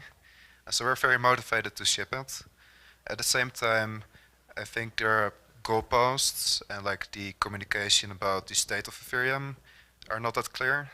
And so I'd like a better platform for testing. I'd like testing to be less stagnant. I'd like to contribute to testing. And often I see that some of the test tooling are locked into either a research team or the Geth team of Hive.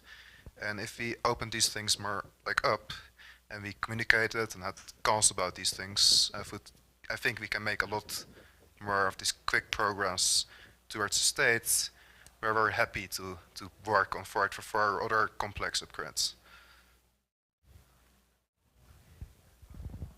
Yeah, I want to share my perspective on it as well. I think like we have heard a lot about tech debt, which is like fair. The devs here, like they have the best overview of that, and that is like a very important point, of course. But I think we also have a different kind of debt, which is like right now we cannot serve the vast majority of people who might want to use Ethereum. So like I think like it illustrates my point from earlier that we are having these discussions among core devs, and they are good and they are important, but somehow they can't be the only input into the decision making. So I don't want to clearly say like I can't say like we have to do 4844 as part of Shanghai. But personally, I would love to see it, and I think there are very good reasons to try to do it. And I think like only looking at the tech debt and saying like we can't do it because of this and we need to do everything in sequence is not enough, in my opinion, in arguing against it. Like we have to like at some point also start seeing the other side. Like okay, so what is the consequence of not doing it? Like my fear, like of course, like if we have say Shanghai. We managed to do it in February, and then we can do like 4844 for a few months later. Okay, like everyone's happy with that. But like, what happens if actually Shanghai does not happen in February? It happens in June. It happens in September or something. When 4844 slips into 2024, I would be fairly unhappy with that. So like, we should consider these scenarios, and we should also think about what it means to Ethereum. Yes, it's a bear market now, so maybe we don't have these high fees as pressing an issue anymore. But I think they are still actually a pressing issue, because right now maybe like we don't feel the pain as much because the things that we have been doing are fine, but still a lot of applications are not being built because the fees are too high, and because they can't, like, the experimentation can't happen, because I can't like do some fun stuff if things costs $1 per transaction, which I could do if it's 1 cent per transaction. So I think like we should like be more willing to like think about this part as well, and I would love to like understand how we can also like get that thinking into our governance process as well. So currently we're releasing hard forks basically when it's ready. So the more things we put inside, the longer it takes to be ready because of testing, for example. So if we actually do withdrawals, which are supposedly simple, although the talk from yesterday was less reassuring regarding that, we can, maybe in February we can have withdrawals, and then 4844 for the next one. But if we put both together, maybe it will be only in June. So there is a balance there. So I guess one question there is, like, do you think it's possible to have a one fork in February and then another one like literally 3 or 4 months later? We did Berlin and London with 4 months. Okay. Okay, let's, this is like a discussion, but just like one other thing I wanted to add just like to what Dankrad said is like thinking about it from the perspective of tech debt of layer 2 protocols and of rollups, right? Like one of the kind of philosophical goals of 4844, I think, was to kind of be the change to end all changes sort of for specifically for layer 2s, in the sense that 4844 introduces stuff like the point evaluation precompile and the concept of blobs. And that allows layer 2s to kind of set their code once, and they can literally write their code and launch it. And then, no matter how much we screw around with the sharding design later, as long as we kind of screw around within certain parameters, rollups will be able to kind of, breathe easy and know that, they don't have to make like that kind of re-architecting again, right? So I think there's, there's also value in trying to like get that phase done earlier, because the earlier they can do those those kinds of changes, the more they can get to the phase where like they can start clearing instead of they have to know that like they have to clear eventually. And that's just it's so worth talking to layer 2 teams about that too. I mean, I'm sure they'll have their own perspectives. So I guess there is kind of consensus that we want 4844 and withdrawals within the next 9 months, let's say. So the question becomes both together or withdrawal first and then 4844. And so, planning team. I will say one of the added challenges is that the specs for 4844 and Capella are not unified. So like he's working on 4844, I'm working on Capella, and that's going to be a hell of a pull request to try to merge these things and test them. So they're kind of already written like they're separate. Just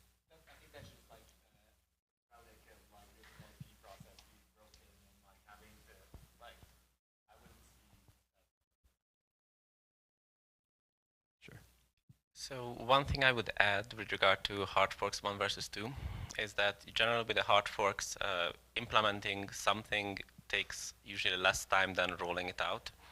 So implementing both withdrawals and 4844 in the same hard fork definitely makes it longer, but I think overall it would still be shorter than doing 2 hard forks, because you have a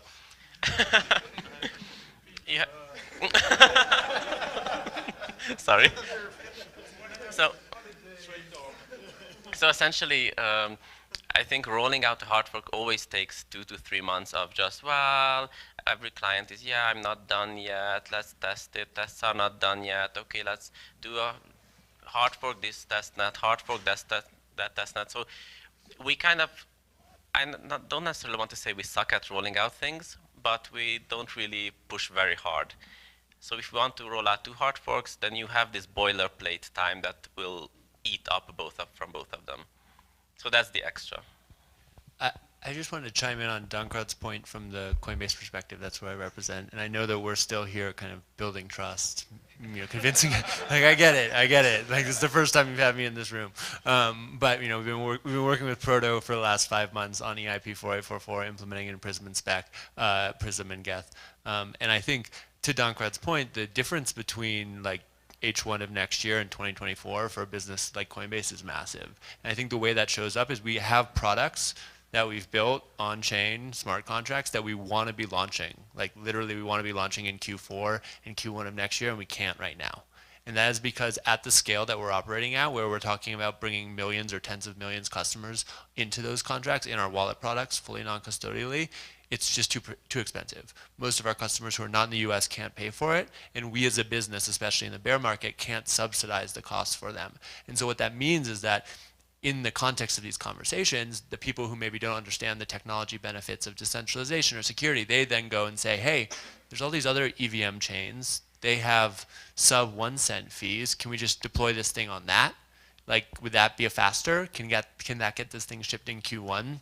And it's up to the people like me maybe or others in the company who understand the whole process and why we're doing roll-ups and why this is such an important investment from a decentralization security perspective to say, no, like we need to wait. We need to wait for this to have the right solution. And so I think waiting until the beginning of next year, first half of next year, I feel like that's like a thing we can hold, we can make it happen. Waiting until 2024 is really hard. That's going to be a real challenge for us. And so I think from where I sit, our feeling is like, let's make the list of all of the things that all of the people in this room feel like we need in order to feel comfortable. And if that's better monitoring of the network so we can understand bandwidth, if that's better testing so we can feel more confident in the change that we're making, whatever it is, like give us the list, give Optimism the list, and we're ready to throw resources at this and support this. And I know that, again, we have a lot of trust to build. That will come through in its work. a year from now, I hope that there's a lot more trust here, but I do want to voice like that's the impact for a business like us, and we're ready to come to the table with y'all and work together to figure out how do we make it so the end result is tens of millions or hundreds of millions of more users are using Ethereum by the middle of end of next year. So I have two rebuttals to putting 4844 into Shanghai. One of them is I don't see any rollups that are trustless right now. Most of them don't implement the fraud proofs. They're putting the data on chain, but the data is not really used for anything. So like you cannot use it to prove that the rollup is wrong. And so if we implement dank sharding, we basically say to the community, use these rollups, but the rollups are not secure. I think that's kind of it's a minor problem. It's the other thing. The bigger problem I see is that from yesterday's conversation, just doesn't seem ready yet. So withdrawals, the way I see it, are basically done. They are implemented in some of the clients already. The spec seems to be pretty stable. And with dank sharding, we recently had a new fee market change that I don't know how much thought has been put into it. From my point of view, the fee market change at some 1559 thing, and from my point of view, it looks like we have a hammer, the 1559 hammer, and now everything looks like a nail. And so I think there has to be more. It just changed the unit of it. Oh yeah. So sorry. Yeah. Okay. You know. We actually knew always that we wanted to do this change.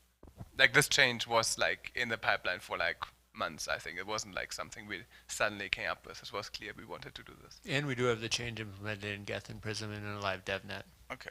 Yeah. So, but those are things that those are things that were not quite clear to me. And so, from my point of view, we could ship with withdrawals easily January, especially if we kick out some of. Peter says it takes 3 months. This is 3 months. Yes. Be ready now. Yeah. Wait. Okay, it's probably a bigger change for the consensus layer. I think for the execution layer, it's pretty much done. And okay. Maybe I'm totally wrong here. But I agree with the argument that so even if we were to ship withdrawals in January, I think we could only ship dank sharding September of 2023. If we were to do both, we can probably ship it somewhere in the middle, and so actually would if I really think about it, it would probably cut to 2 months to both of it. Even though I don't like it, and even though I don't like to admit it, but I think it might be the right thing to do. I mean, I think the feeling you have is probably that it is a bit more risky to do both at the same time. And I think most people would probably agree with that, that making a bigger change definitely adds to the risk of the hard fork itself. And I think we also should have an honest conversation on in which cases we are willing to accept those risks, because what we're doing is just so important that maybe some risks have to be accepted as part of doing it. So Paul's been waiting well. Yeah, Paul from Teku team. Just on that, I mean, there's a couple of aspects. Maybe we need to get better at doing hard forks and releasing them. Honestly, it's a long time between code completion and getting to that gate. that may be a thing we need to address. But the other side of it, playing devil's advocate, I understand that 4844 might be important, and if it's relatively well defined, there's nothing physically stopping us from doing that first. And just delivering 4844 and not delivering withdrawals. I mean, it is an actual option that we have. No, I'm playing devil's advocate, sure. Paul is not representing the views of the Teku team. No, but it's a fair comment. It's a fair comment. This is purely my view, but in reality, if 2 is too hard, and we want to deliver this early in a timely manner to not stuff over businesses, that is an option that we do have. Yeah, we should absolutely focus on doing the most important thing first, always. I think a point that's come up a couple of times is, when we ship withdrawals, and it's actually when we finish code completion. Because running through testnets doesn't take core dev time. We put out a release, it should be pretty quick and easy. There is coordination cost, and it consumes all core devs for a while, so you've got to know what's coming next if you're going to parallelize it. But it's code completion that's the big thing. I'll give it to Dan. In between, I'll just pop in. So in my opinion, withdrawals are kind of spec'd out. So there are variations, but it's simple. It's really, really simple. Whereas with 4844, that will most definitely take a lot more time to spec out, and it has a lot more potential problems with denial of service and everything. It affects network. So withdrawals, that's just a tiny consensus change. Tweak a bit the data structures and done. With 4844, that has a much deeper implication. So I think it will require a lot more work. And in my opinion, it would be much simpler to say that, okay, withdrawals are definitely going in, and maybe give a cutoff that if we, for some reason, 4844 gets complicated and we cannot finish it by month X, then just say, okay, we're rolling with the withdrawals first, and then whenever the other is ready. So quick question from me, because I heard the term a few times, like about code completion and then rolling the change, and that we are very slow in the second part. But I joined late. Yeah, I'm a new guy. But what I observed with the merge, we shipped in middle of September. But what I observed, like from the definition I know, the code was not completed in August, and some teams were like pushing the changes at the very end. And for me, like when you say that code is completed, you've been testing, you start testing, and you don't introduce new changes, yeah? So the code is stable. So it looked a little bit differently from my perspective. Yeah, I agree. The merge was not a case where we were code complete 3 months before. So yeah, but we have done that before, right? Like, and again, I think Berlin London was like a good example. As soon as we were kind of code complete on Berlin, we started working on London before like it shipped. And part of the reason for that 3-month delay is not like for the client teams, it's for like everyone running your node, like folks like Coinbase. Because usually like people, like, and not to point out Coinbase here, like people just don't care about the hard forks until they're like announced on a blog post on blog.ethereum.org. And then they're like, holy shit. And then they like message me and they're like, oh my God, we need to like upgrade all our infrastructure. And and especially so if like it's a complicated hard fork. If it's just like introducing a new opcode, they need to upgrade their nodes. And still sometimes, they're like, oh, we need like 2 months to do that or something.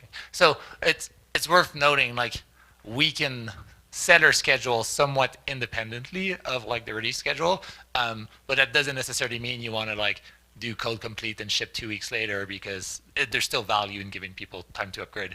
And I would also argue the merge was like cutting it close, and I think the merge was like a big change, the environment bit, the like proof of stake bit. So I think there was a bunch of variables in that one. But if you look historically, we've been like kind of slow, but I think that's like healthy for people, like people who like are not core developers should not have to look at this stuff every day to know like, is there a hard fork in 10 days, right? Dano, Baso maintainer. One of the ideas that you sent to me once, Tim, that might help, because I'm hearing a lot of just talk about lots of bandwidth, lots needed in the layer 1. What if we prototype some of our ideas relating to things like EVM and transaction formats on a layer 2, and that way the libraries and the tooling could adopt to that on the layer 2 stuff, and then all the downstream stuff is ready, and then layer 1 can implement it when they have the bandwidth, and not having to rush in and get those in. So you can get cool things like BLS transaction formats sooner rather than in 2024 or 2025. I really do like the idea. At the same time, we as layer 2, Optimism especially, we're trying not to stray away from layer 1, where we create conflicts in development.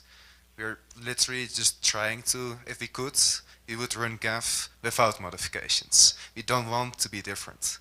And often I just like client teams, layer 1 developers, to be more receptive towards changes, but also testing and like creating confidence in these changes.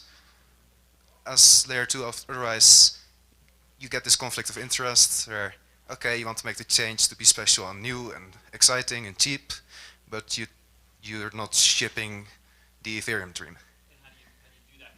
Yes. Like, and especially data availability, like for 844, we can't even ship it on layer 2, or we create a layer 3 situation with a much smaller validator set. When we go through that big list of proposed EIP stuff that's coming up in the next thing, like half of them are just EVM stuff. And that stuff is easy to push through. But then you get into the situation like we had with subroutines, where it was implemented, it was ready, and then the week before the first test net, all of a sudden it gets ripped out.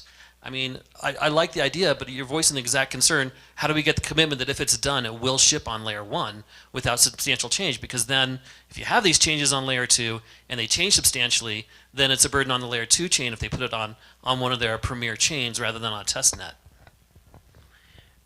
So one thing to answer here is that I think it's very, from the outside, it's a bit strange because it kind of looks like there is commitment to go with an EIP, and in reality, at least what I've experienced is that most layer 1, most execution clients won't even touch an EIP until somebody else actually implements it and verifies that it's correct.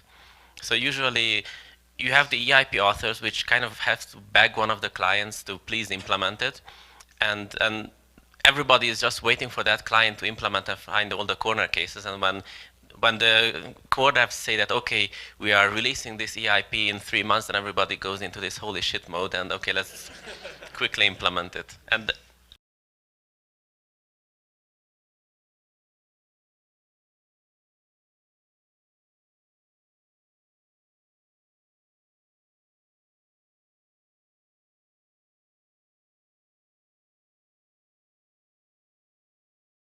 something.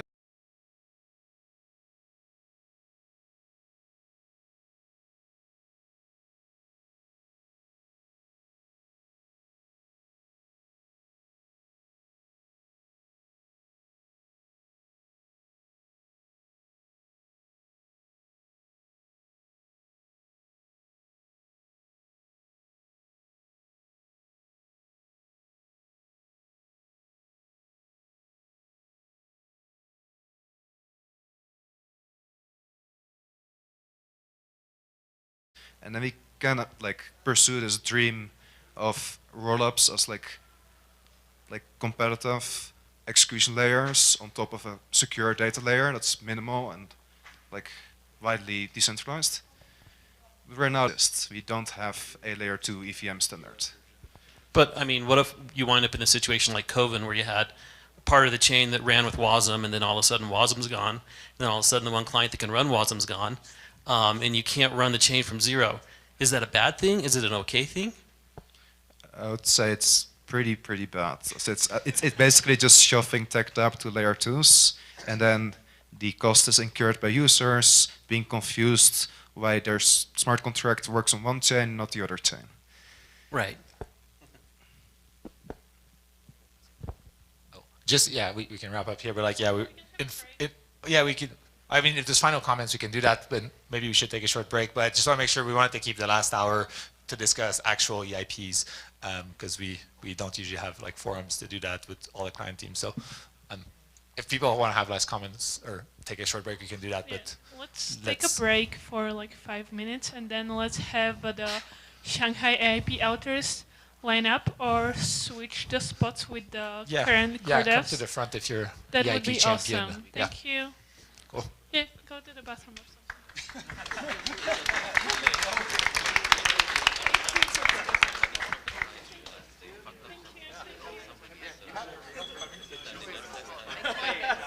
You can't just like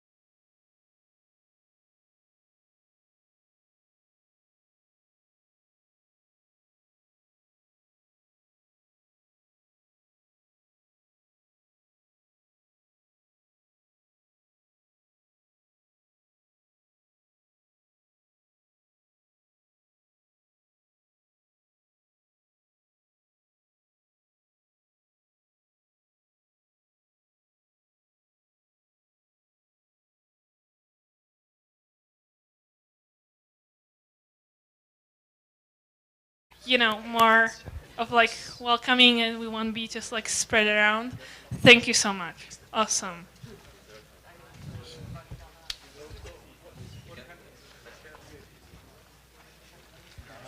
They're going to come and pitch you their EIPs, Marius, and It's some kind of game show, right? yes, exactly. Yeah. It's a game show where you pitch your EIP to Marius and Peter, and if they smile, if Peter smiles a little bit, it's in the next hard fork. Okay, it will be like yes or no. We'll see. Cool. Thank you so much, everyone. Thank you for closing doors.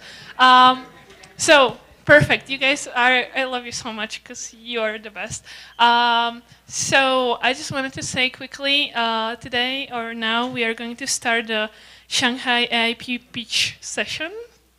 And then there should be all line up the AIP authors, right?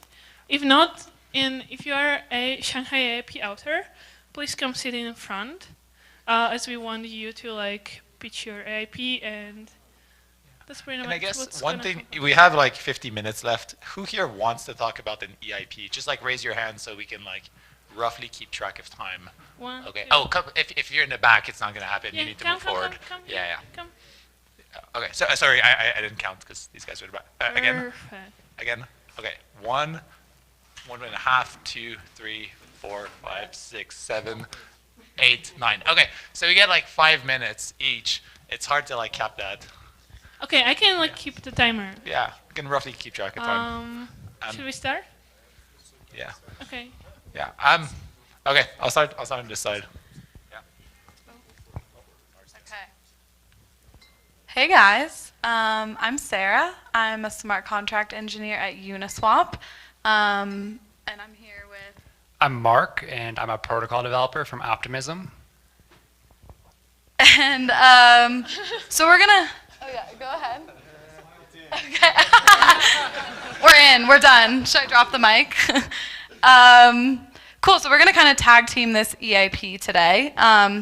Yeah, first of all, I want to thank you guys for hosting this session. I think it's super important that, you know, when we're planning for building open source software, we're really bringing a lot of diverse perspectives to the table.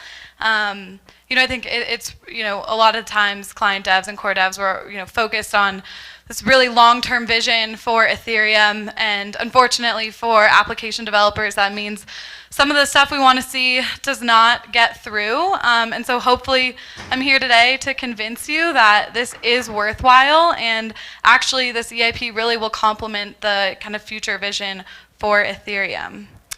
So let me hand this off to Mark to give a little rundown. Okay, so we're here today to talk about EIP 1153, which is transient storage. And this EIP adds 2 new additional opcodes to the EVM and this concept of transient storage, which is basically like a key value store per account. And any time that you, you T-store or you T-load, which are synonymous to S-load and S-store, but you, instead of putting it in a state, you put it into this transient storage map, and each one is namespaced by the account, and it persists throughout the duration of the single transaction's execution. Yeah, and so actually we have this concept of, you know, kind of storage is used sometimes in a transient way right now in the EVM. You can see this sometimes with like reentrancy locks, right? So this is when we clear a slot back to its original value before the end of a transaction, and then, you know, we're allotted some amount of refunds. And, you know, to achieve transientness in this way is actually quite messy. From, you know, the developer point of view, you know, it's really not straightforward, you know, how the accounting will work for this, especially because refunds are now capped. And so, you know, enshrining this directly in the EVM is a more direct kind of use case to get transientness. You know, also developers are kind of having to go and do this sort of messy implementation where you'll see a lot of times like, you know, 1, 0, 1, instead of clearing to 0, we're clearing to some dirtied value because we actually end up getting, you know, more refunds in that case. And so it's really this sort of patchy way of achieving transientness in the EVM. And so kind of the way that we look at this EIP is actually sort of a cleanup. It's relieving some of this tech debt here because this is a real use case and it is wanted. So one really cool side effect of this is it actually helps a lot with parallelization, because you know, we want to scale Ethereum. We want to increase the throughput of the system, and we can do that by parallelizing the EVM. And right now, anytime that there is a lock taken in a contract, it is writing to storage, and that prevents parallelization of that transaction with other transactions that are trying to interact with the same contract. So if we move all these into transient storage instead, then we'll be able to parallelize a lot more transactions. And it's important to try to get this change in sooner rather than later, so we can start adopting this pattern now and have more of the network using this kind of way of doing locks, so that we can have more parallel execution in the future. Another problem is that it's really difficult to know how much gas or how much gas is going to be used when you're allocating memory, because there's this like crazy nonlinear function. So this makes it much more straightforward, because every T-store uses the same amount of gas. So it's easier for a developer to like know how much gas they're going to be using when they're writing their smart contracts. Cool, and kind of on the last note here, I just want to reemphasize that this is not necessarily an addition to the EVM. It's really, we're thinking about it as a cleanup, a cleaner way of achieving this use case in the EVM.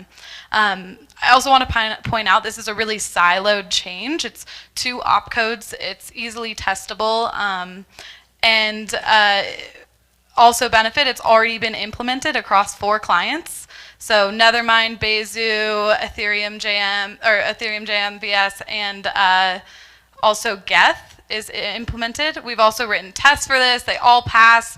And so the kind of the final ask today is to just really get some more client dev eyes on these PRs, on the tests we've written, and to actually kind of seriously open this conversation of having CFI 41153 in Shanghai. Thank you. I guess just to make sure we have time, like, are there like a couple client devs with strong opinions about this? We probably can't do everyone, but okay, Daniel first. I have a meta opinion on this. I think it's awesome that people from outside the core team are not just writing the spec, writing the implementation, but also writing the tests. I mean, big round of applause. Woohoo!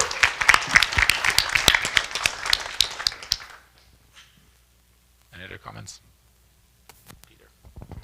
So, all in all, just FYI, I do like the EIP. However, I kind of have a feeling that the rationalizations are not necessarily all equally valid. With the parallel execution, I think that's kind of a faraway dream. So yeah. I mean, essentially every time you execute a transaction, you will touch some state. So if it touches the same contract, you will touch some state anyway. So that I don't think it helps there. However, I mean, personally, I think it might be nice. One thing it would be, yeah, let's just keep it at that. But you?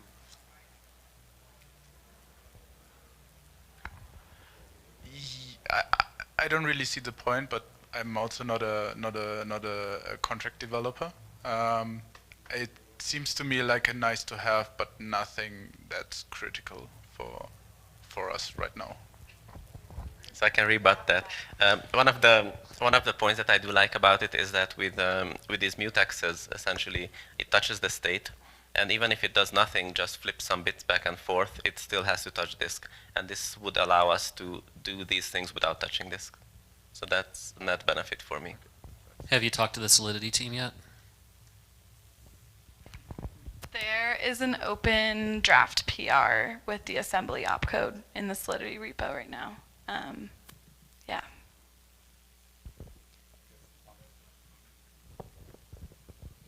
So like, as for the parallelization, there has been quite a lot of work in analyzing how much the transaction can be parallelized, and even at Flashbots we were running the analysis of the clashes, the bundle clashes, the transaction clashes. So I think any improvements in this would be quite nice to see. There are some builders there, like I've seen actually the modifications to Geth that were introducing parallelization, and they were working, and I was really surprised like how some developers were able to do that in their own implementations just for the simulation efficiency.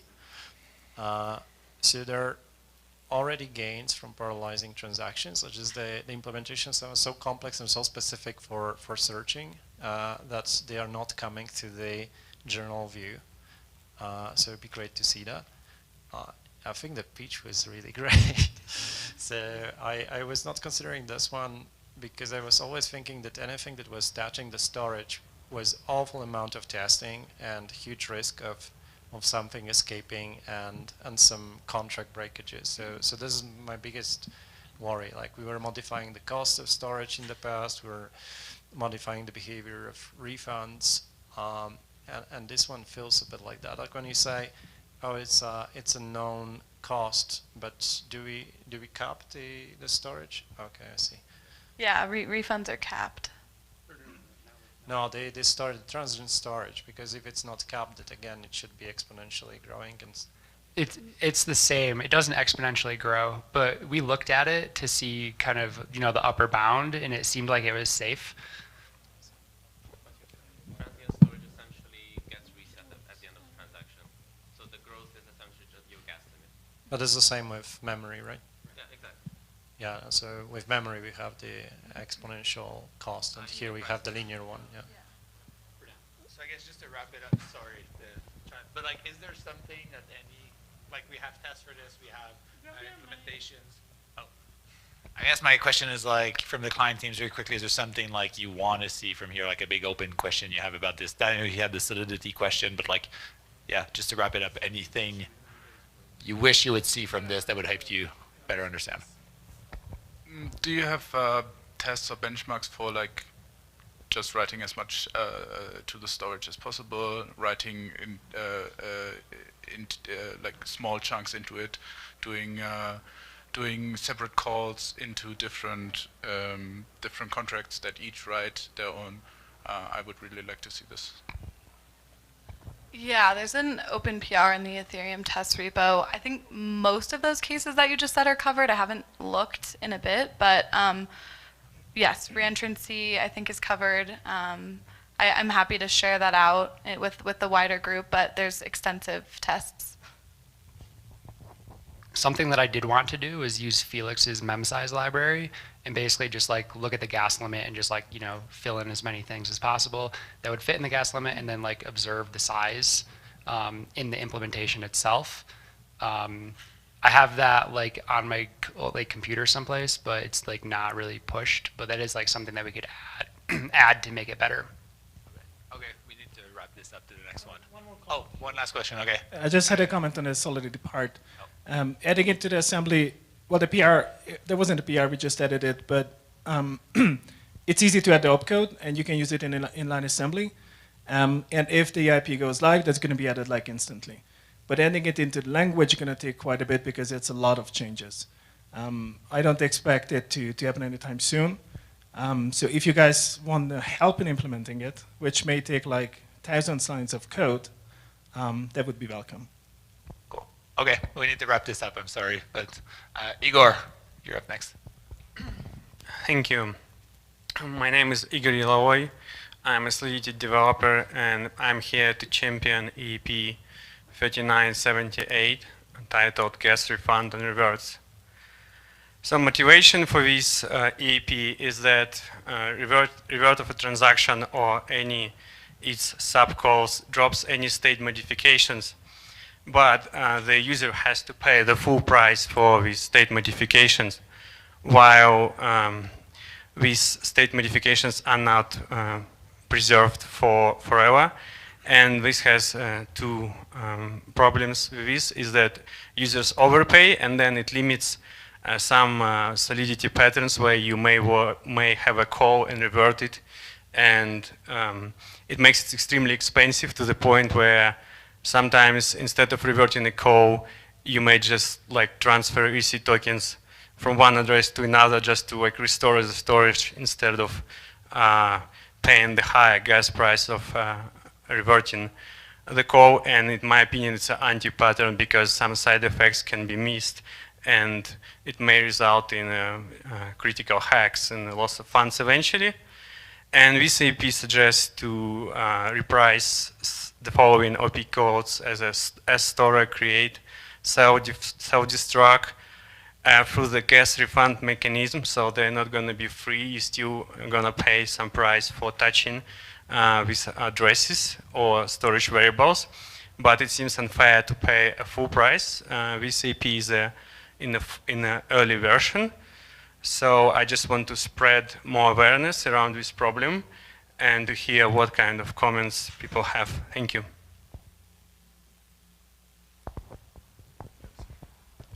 Question, maybe I missed something, but is the suggestion essentially to reprice some of these storage opcodes? Or? No, reprice them only when they revert. So if these OP cores revert within subcode, then let's say S-load is like 1,100, right? Sorry for clarity. So if, let's say, if S-load operation, not S-load, S-store operation inside the reverted transaction costs 22,000, and then this call reverts, then the cost of this operation should be repriced as just like a touching this load for a different number. So you should not pay 22,000 for modifying a storage slot which is not modified at the end of transaction. And repricing should happen through the gas refund mechanism. Does it bring any clarity? So I have comments about like the general idea. So it mostly means you would need to remember all of the changes you've done, and then it's like single point when the reverse goes. You would need to go through all of the changes and apply, compute at least the refund you get from that. So like you have like single operation that it's actually like unbounded in the complexity internally.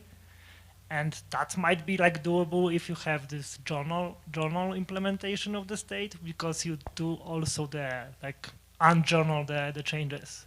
But if someone has different implementation of that, it might be really difficult to implement.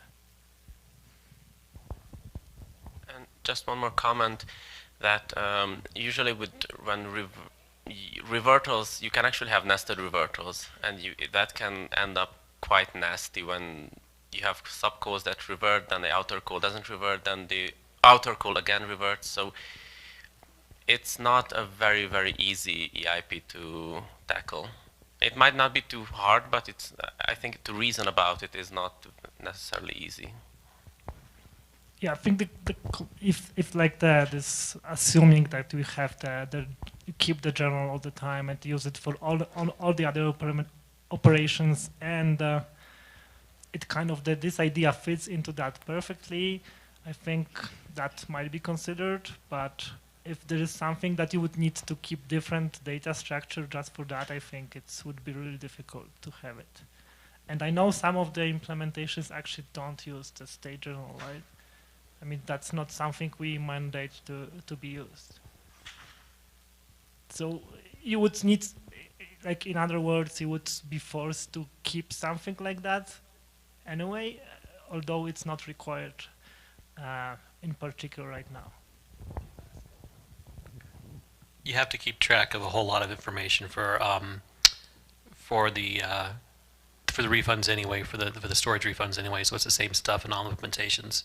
I think whether it's journal or cached, you have all the info you need. But I'm just still traumatized by some of the code I had to write for the for when we were doing the repricing of the 2200.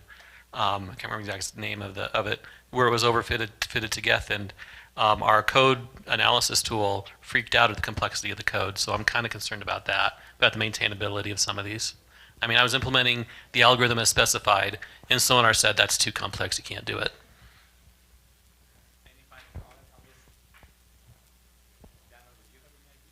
No.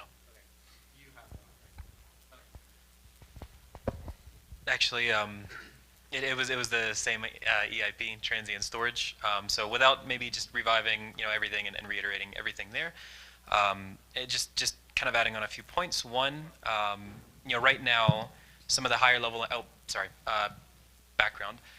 So I'm actually a contributor to the Huff language, which is a low-level assembly language, and then formerly I worked with the Superfluid protocol. And so I think both of these could benefit from transient storage. So on the Huff side, higher level languages like Solidity and Viper, they have these reentrancy locks or modifiers to facilitate reentrancy locks that are very well built, and it's very easy to build this in a safe and secure way. But when it comes to assembly languages, this is actually a problem, because if you set a lock in storage and you don't explicitly free it by the end of the transaction, those are now bricked, which obviously you should catch this in unit tests, right? But it's one more foot gun on the stack. Sorry to interrupt you. I think you're kind of capturing the governance process right now, because we already talked about this EIP, and now rehashing the discussion is kind of, I think, not great. So I would, I would rather move on with the next EIP, and because we discussed this one already. I do think, I think we should move on because we have it done. I do think, though, it is valuable to know that like low-level languages and like projects like this, if you can like write it on the ETH Magicians post or somewhere. We can also, if all of the EIPs were done, we can also. Yeah, we can. We're not going to be done early though. Use the microphone, please. Yeah, sorry. So I was going to say, yes, we probably don't have time to rehash it. But it is valuable. I do think like putting it in writing on the ETH Magicians post is probably good to document. Yeah, sorry. Also, the microphone, don't be scared. It's mainly for the recording. Okay, cool. Sorry. You had an EIP as well? Yes. Okay. So I'm working on 5027. And also another EIP 5478. So I just discussed 5027 first. So basically, it aims to remove the right now the contract limit that is 24 kilobytes that was introduced in EIP 170. So the reason is like I think the motivation is pretty clear that a lot of people complain regarding 24 kilobytes contract size, especially right now the contract is significantly much more complicated when EIP 170 was introduced. So the major concern of EIP 170 is basically DDoS attack. If a large contract, maybe if it's hundreds of kilobytes, that was deployed on the Ethereum, then if it's just charging using a flat fee, like for example right now is 2,600, then it may significantly undercharged. So basically the idea is like right now the solution basically is that I split the contract to multiple contracts, and then I call kind of like chain of contracts so that I can retrieve all data, but it basically make the whole logic much more complicated. So the current, my idea of solving this EIP, basically the DDoS attack, there are two ways. One is basically introduce basically contract code hash versus the contract size.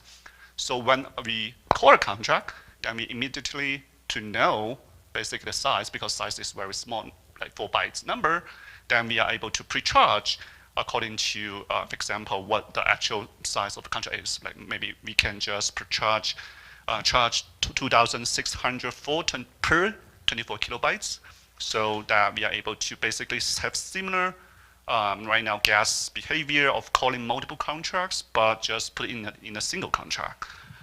So this is one idea. Another idea is we can, if the contract size is greater than 24 kilobytes, then we are able to append a size together with the current 24 kilobytes, and then tells them what's the actual size it is. And when the first time it calls, it first charge 2,600 about the first 24 kilobytes, and then the contract size. And then once we know contract size, then we can further charge the corresponding the rest of the contracts, and then put in the memory and then execute. So basically, this is the basic idea when we basically explore the EVM code, and also I have a simple basic implementation together with some concerns of addressing warm and cold storage. Also a big concern of the P2P package size, because right now we have a limitation on the P2P package size, but with, for example, 50 million gas block gas limit divided by 200 gas price per byte, so the contract limit size actually is essentially limited to 250 kilobytes.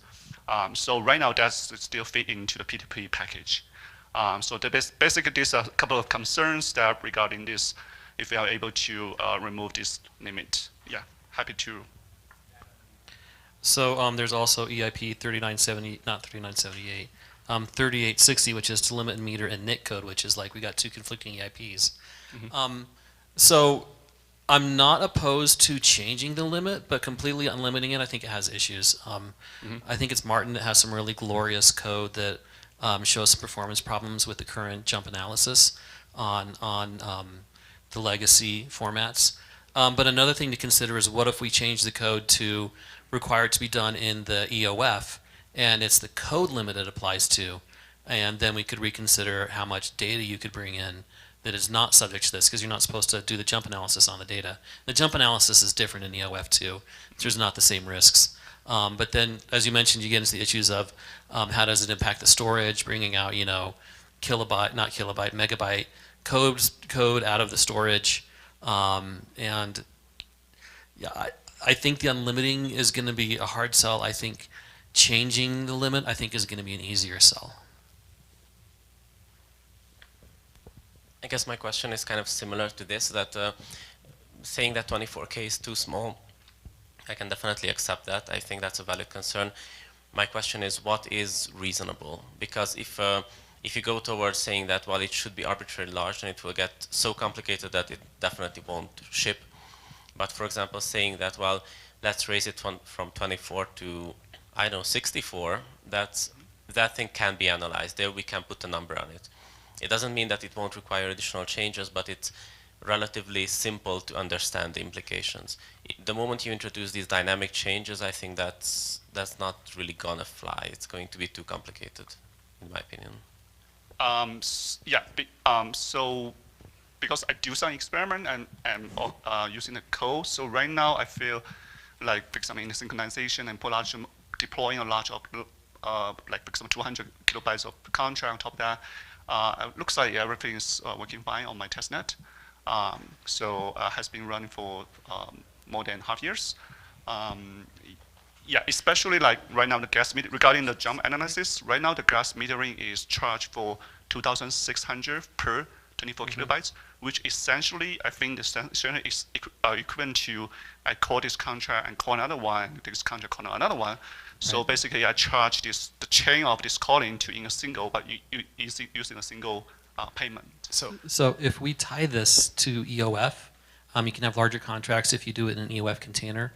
We simultaneously solve the jump dest analysis problem and reasons to motivate people to use EOF. So I think there's a lot of things we could combine and trade some horses to make this work.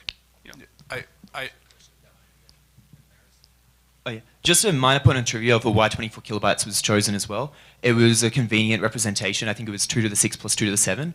And at the time of the gas limit, it wouldn't have broken any contracts because it was impossible to reach that. So I think it's not possible to do this on mainnet right now, and I think it's also not possible to increase the code size. If you're a client dev and you're interested about my reasoning, come talk to me afterwards. What is possible is to do it in EOF, and I think that's what you should strive for. Do it in EOF when we have the jump test stuff. Cool. Okay, last comment. Just a tiny bit of comment. You mentioned that you had a testnet up and running, and it's been running perfectly. With all these changes, the catch is it's the average case. We know that it runs perfectly because the code is written well. The problem is how attackable it is, and in your private testnet, nobody's going to attack it. Cool. Thank you. Denkrad, did you have any IP? Do you want to talk about self-destruct? Who's the self-destruct guy, Proto? Okay, hello everyone. I'm Proto. I work at OP Labs. We have this dream of Serenity. Serenity included proof of stake and sharding. We have achieved proof of stake. I want to continue with sharding. I'm fully bought into Ethereum for this combination, not for one and not the other. And I think right now the process with EIPs has been like kind of imbalanced with the merge because we have an execution layer, consensus layer.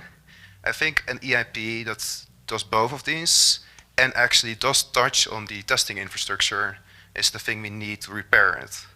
Right now, the merge was, I think, still shipped in a relative hurry, but with scaling, we have actual incentives outside of just client teams to improve this infrastructure, to improve analysis of Ethereum, to improve integration testing.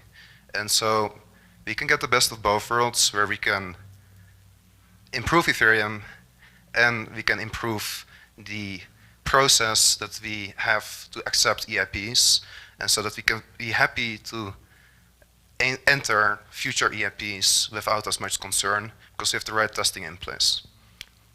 And then outside of testing and the whole process, just the case for 4844, if you're not familiar already with 4844, it increases the data for layer 2.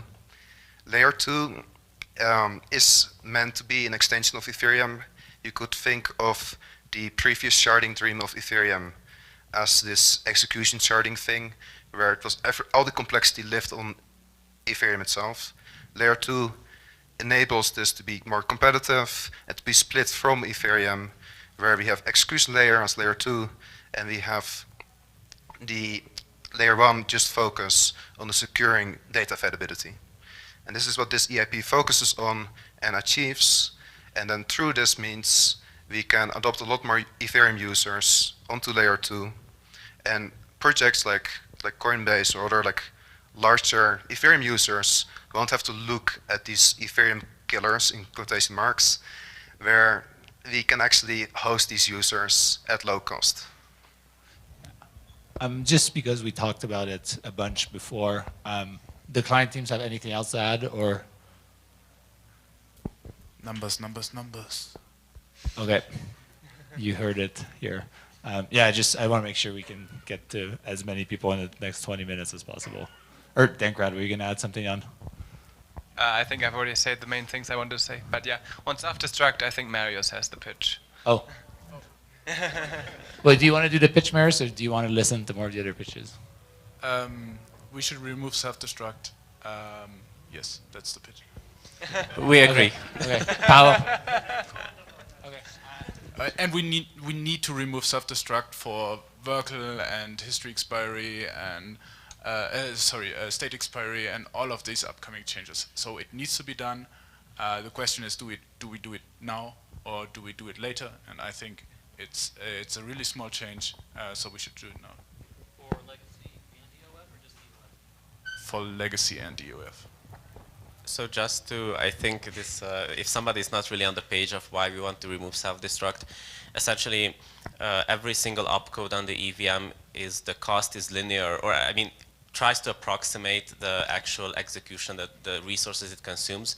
And self-destruct is one of those opcodes where deleting the contract storage, essentially it's a single opcode call, but it can result in an arbitrarily large execution.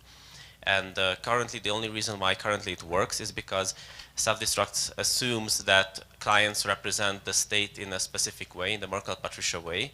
And it also assumes that this state does not get deleted from disk. It's just a couple of branches of the Merkle-Patricia gets updated. But the moment you want to do something fancier, like what Aragon is doing or what Gets New Pruning is doing, essentially self-destruct will become a completely unbounded opcode, and it prevents us from going forward with implementations. Imagine self-destruct on USDC. Yeah, do. Sorry? Yeah. And to make this add to this, if you want to be stateless, it would be an unbounded number of state changes, and that completely kills statelessness. So yeah, I have only the comment that the current self-destruct has a quirk that you can destroy ETH with that, and the question is if we want to actually to make the send all work the same way, or we want to kind of fix it and make it more intuitive, I think. So I think it's kind of the choice between more backwards compatibility between something that is more obvious how it works. So the way I implemented it now, it doesn't destroy the ether. So and the idea for so everyone. like defined by the implementation, right? Yeah. Because like the first implementation wins. Yeah. Okay. And for everyone in the room, we are not trying to remove self-destruct, but we're changing it so that the self-destruct will just send all of the ether that is in the contract, but the contract itself will stay. And so it's like it will keep the current way. The only thing that is kind of iffy about it is there's some pattern where you self-destruct and create to contract, but there have been an analysis about it, and it doesn't break too much stuff. And we talked to the people that we would break with it, and they seem to be okay with it. How did Gas Token take it? No, we're not going there. Okay, beside you, Proto. Yeah, sorry, I don't know your name. You want to take the congrats mic? Yeah, I'm Ronan. I basically build on-chain games, and basically also other application, many things actually. But and by that I mean application or games that have a zero backend and where the user player provide their own node through the wallet they choose. And in that context, I am building an indexer that runs in the browser. And so it can fetch the logs, and it will all fine. But some application or game rely on time information. And most developers assume rightly that the timestamp is available, and so they don't need to add the timestamp in the event that they emit. Unfortunately, the logs don't contain the timestamp information, and so in my game, for example, I like 20,000 events. I can fetch them very quickly, like in 5 seconds. All the state is synced. But if I have to add the timestamp, then I need to make 20,000 more requests. And I can't even batch it because EIP 1193, which is the only interface I have, cannot do that. So the idea is, it's a very simple proposal, is simply to add the block timestamp in the logs object when you query the logs. And actually someone also said we could also add the timestamp to the transaction receipt, etc. But basically, yeah, adding the timestamp information. So one of my questions here is that long-term, essentially long-term Ethereum attempts to remove access from old chain segments. And ideally, I would also completely remove access from accessing logs that are older than, I don't know, I would say a month, 3 months, something fairly high. So essentially, is it already a consensus? Because like, I feel we are talking now about another thing. Like, so I understand kind of what you mean, but it feels like. So what I was getting at is that this is kind of a consensus in Ethereum that the past chain segments need to be pruned, otherwise the network implodes.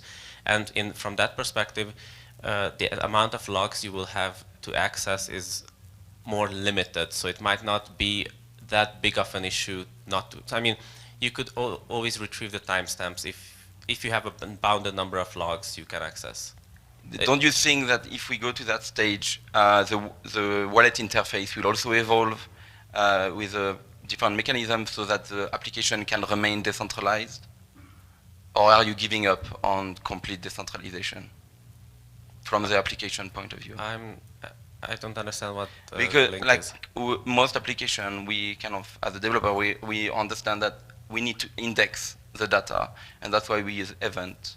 But okay, so I think events are completely being misused, and they are used as a database instead of events.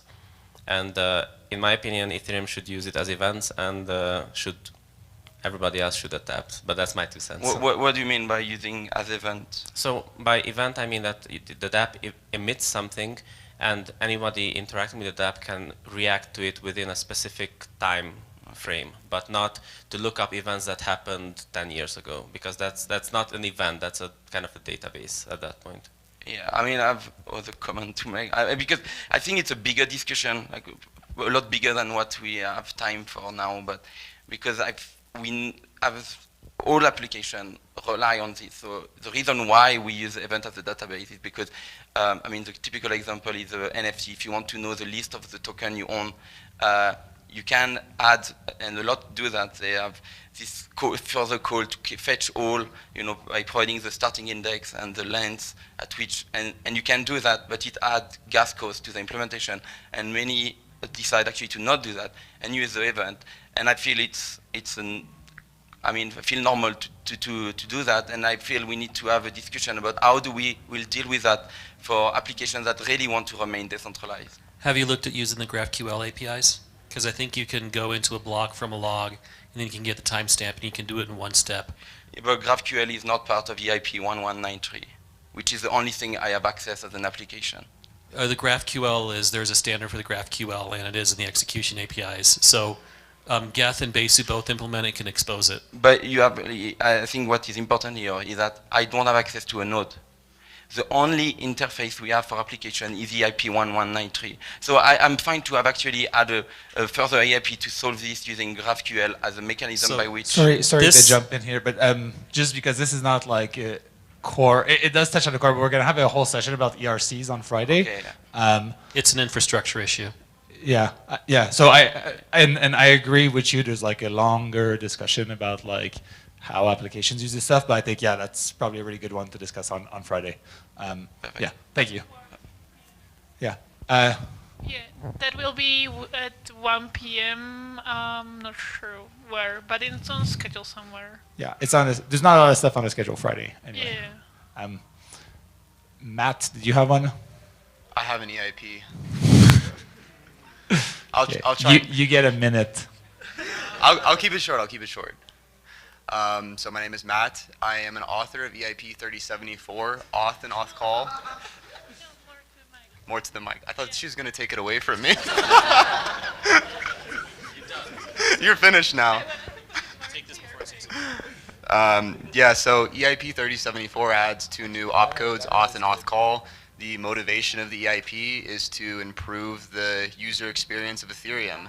I think if you're using dApps today, you're realizing you're signing tons and tons of things when you're interacting with a single dApp, and the flow that we have is not the best. And with auth and auth call, we're providing a very generic framework for dApp developers to define like multi-transaction flows in a way that allows users to sign in just a single message. And they don't need to use any kind of smart contract wallets. They get these types of benefits for free without deploying any smart contract wallet.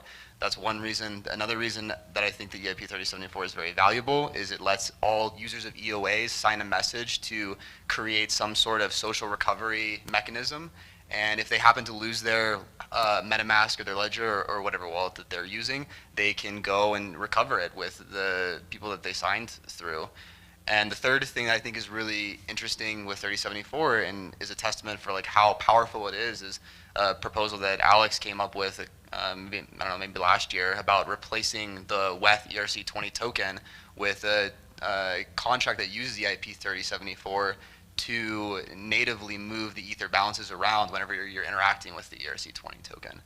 So that's the pitch. Dano. There is some huge user experience risks with it as currently done, and the revision took some of the guardrails off. So we don't have enough time to go into some of those issues with safety, and those are, I think, my number one concern on that right now. But if we need meta transactions, let's make a meta transaction format. And some of the other ones, account abstraction. EIP I think account abstraction can solve that, 2733. and that's something we know we want to do. Yeah, okay, so Marius wants to chime in. Man, they're on the same team. We have 10 minutes left. Sorry, no. I will give a shout out. There is an account abstraction panel. I think, Matt, you're on it later this week. So if you want to get into a heated debate about the various flavors of account abstraction and fake account abstraction and 3074. Right. We'll have a whole hour to debate it. Yeah, So. yeah. So that's, okay, cool. Can you raise your hand if you still had an EIP? Alex, you don't have one? Okay, just. Oh no, sorry. I mean, Alex B. In front, Axic. No. Okay. No. Okay. Cool. How about it? Wait. But Well, Did he have it? No, no. How about? Did you have one? Like a half-ish. Okay, Daniel, do you have a full EIP? I have 3 of them, but I only want a quick yay nay. Okay. I also have a quick one for a yay nay. Okay, Daniel first, and there we finish with Matt. So I just want to get a temperature check on the 3 other EOF ones, on EOF function, static relative jumps, and stack validation. Okay. Good idea, bad idea, too complex. That's really all I'm looking for. Okay. Okay, so the first one is EOF functions, where we'd have the callf, and we'd split it up in different functions and had multiple code segments. Good idea, bad idea, too complex? Okay. Static relative jumps, where it's an immediate operation. You say jump ahead 10. Yes? Okay. Good idea.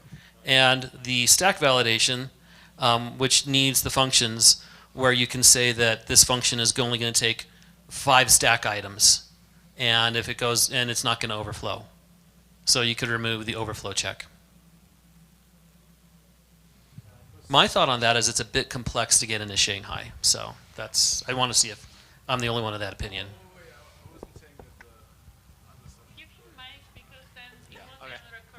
I wasn't saying that the other stuff should go into Shanghai. I think it might be a good idea in the future. Good idea, just Cancun or later. So cool. So no one actually proposed EOF. So I guess EOF is approved for inclusion. Oh, but I just wanted a temperature check, so let's not discuss it. Oh, sorry. Oh, yeah. These aren't in yet. Okay. So I was just. Okay. Can I like one comment is like if you combine functions and relative jumps, you can get rid of jump distance analysis entirely because they kind of replace that. And the way unless we get rid of the jump code too. The jump what? Jump and jump high, we'd have to get rid of those to get rid of jump test analysis. Yeah, like remove all of these. We can do that with these 2 features, but like the way we didn't champion it, like because I think that's not on us to like actually say it's great, because we need input from people that say they want to use that. But thanks for mentioning, and yeah, we'll have EVM panel on Friday as well. I do have another EIP. I didn't want to like talk about the EOF because we spent like 2 hours on like protocol workshop. But this EIP is really cool. It's called mcopy for memory copying.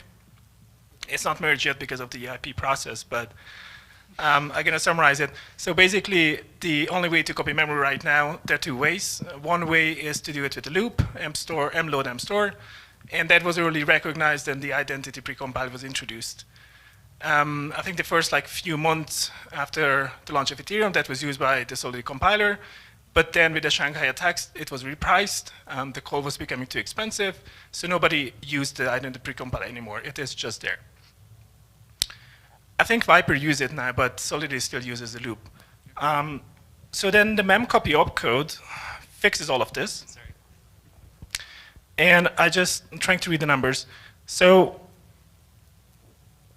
yeah, it takes like 800 gas to copy 256 bytes. With the Shanghai cost, with the recent cost, it's 160. With the mload mstore, it's 100. And with the EIP, it would be 25 gas. We did some analysis. I think like 25% of all the memory copying would be improved by mcopy. And there's actually one feature in the Solidity compiler which is kind of I mean, it's not blocked by this, but it's not implemented. Slicing of memory arrays. And a lot of cases, people are doing like forcefully using call data stuff because that can be sliced in the compiler. So having memcopy, a cheap memcopy, would also improve Solidity as a language. That's it.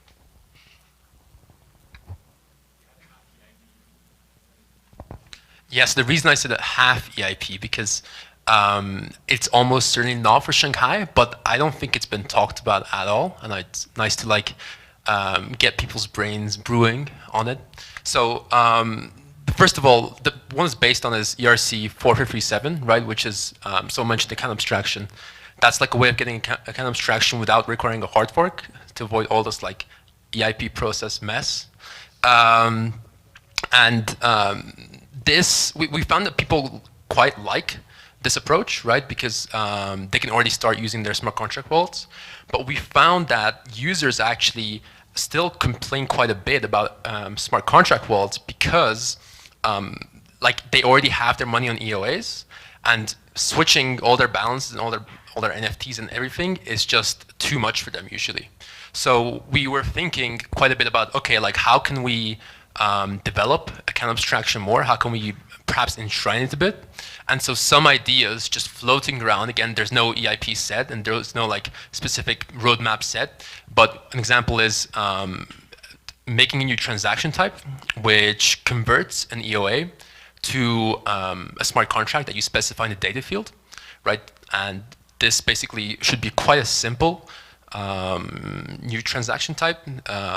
There's not really that much complexity as far as I can tell, but please, love to hear some comments. Some more advanced ones, and again, just ideation, is perhaps making an EIP which converts all current EOA accounts into a sort of default proxy smart contract wallet, which uses the current ECDSA signature scheme that EOAs already use, right? And another sort of more advanced one is, so this ERC 4337, it works with a so-called entry point smart contract, which is through which you route all your user operations to interact with your wallet.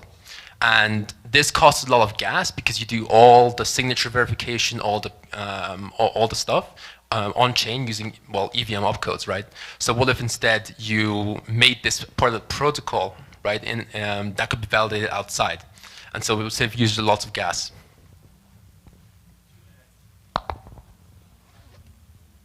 Any last comments?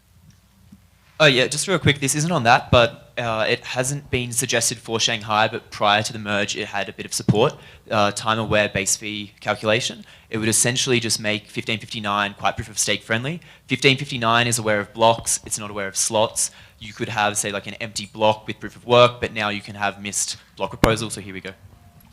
I think with the amount of missed slots we see right now, I don't think it makes sense to do it now. It's like, I don't know, we're seeing like 0.01% of missed slots or something like this. It would be a negligible improvement to UX, so yeah, just for a cleanup, but not necessarily to have. Yes. Can we get back to the wallet one?